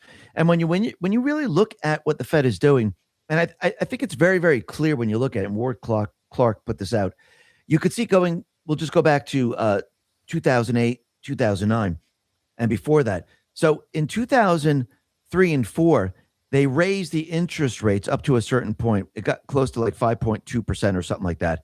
And then it leveled off for quite a while. And then they dropped it very, very quickly. And then we saw the recession in 2008, 2009. And if you go back in time, like the dot-com bubble, you see the same exact pattern.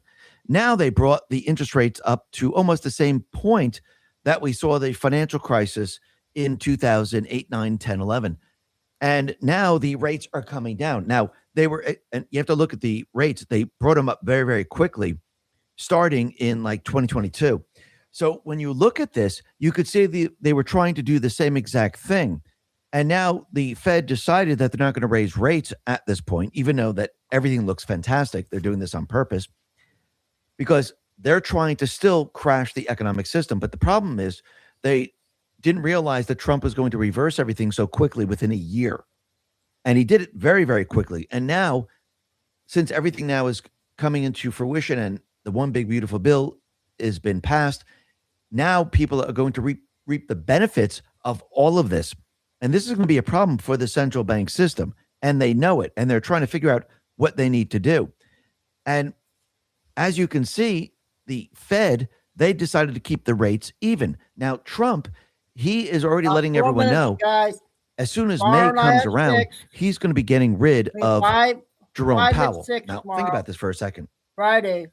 Once he puts in the Fed chair that he wants, you're going to see rates come down massively, which means the economy is going to start to really take off. I mean, think about the housing market.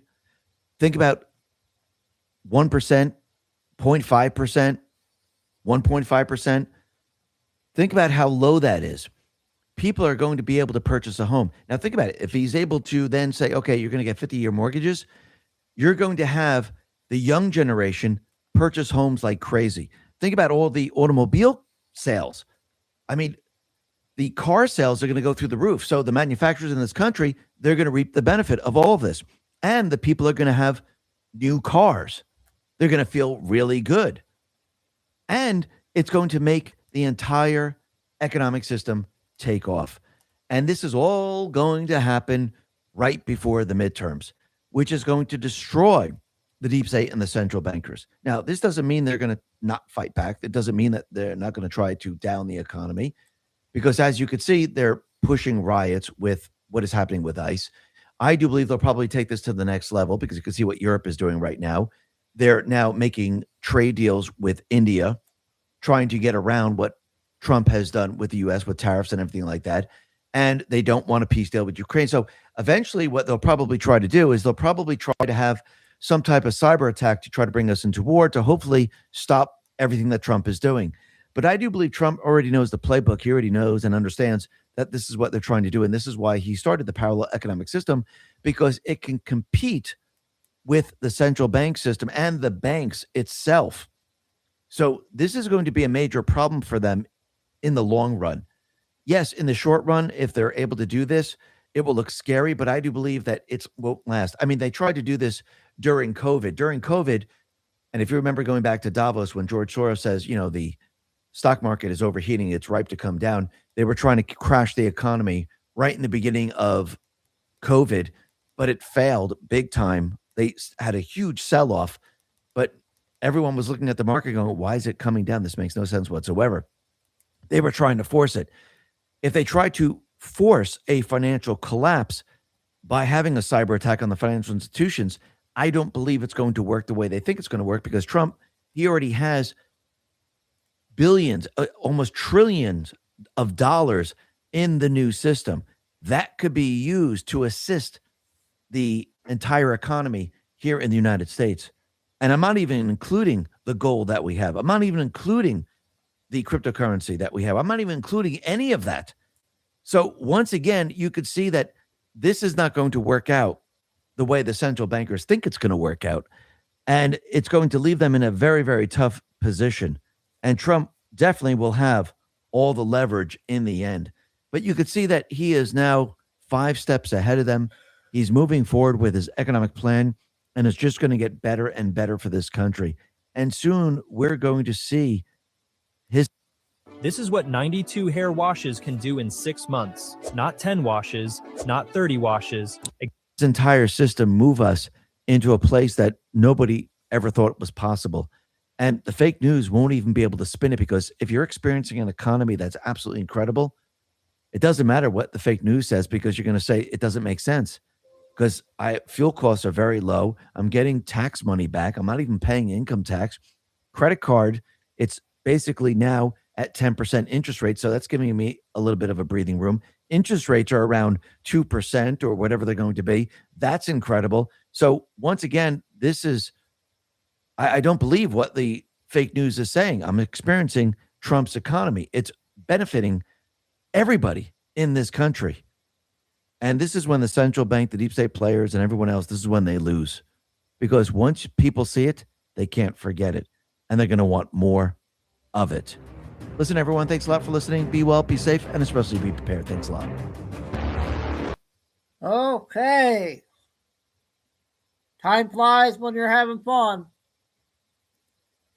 So good to see all the old names coming back. Everybody's starting to find the channel again.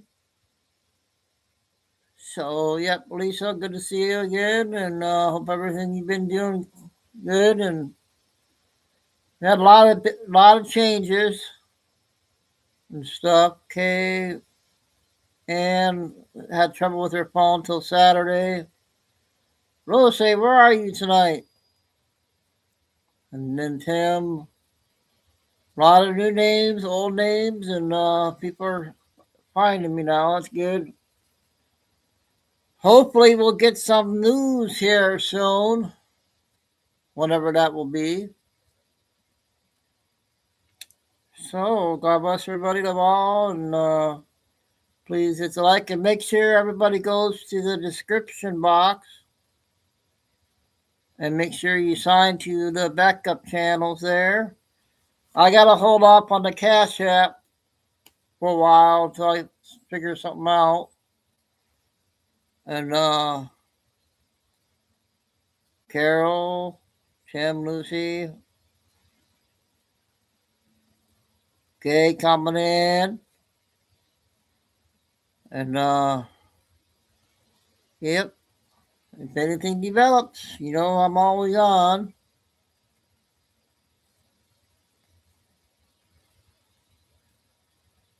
Yeah, we got a lot of new names too coming in too, Lisa. Yep. Right all. So God bless everybody. Love all. Remember, stay safe, stay strong, keep the faith. And what's the favorite words? Never give up. Signing off, chicodude. So Lisa, you remember, dude? He passed away, and I got all his photos, his wings, and everything. So his ashes, and he's still with us. But yep. Signing off, chicodude, until tomorrow afternoon. If anything develops, and everyone stay safe out there. See you tomorrow.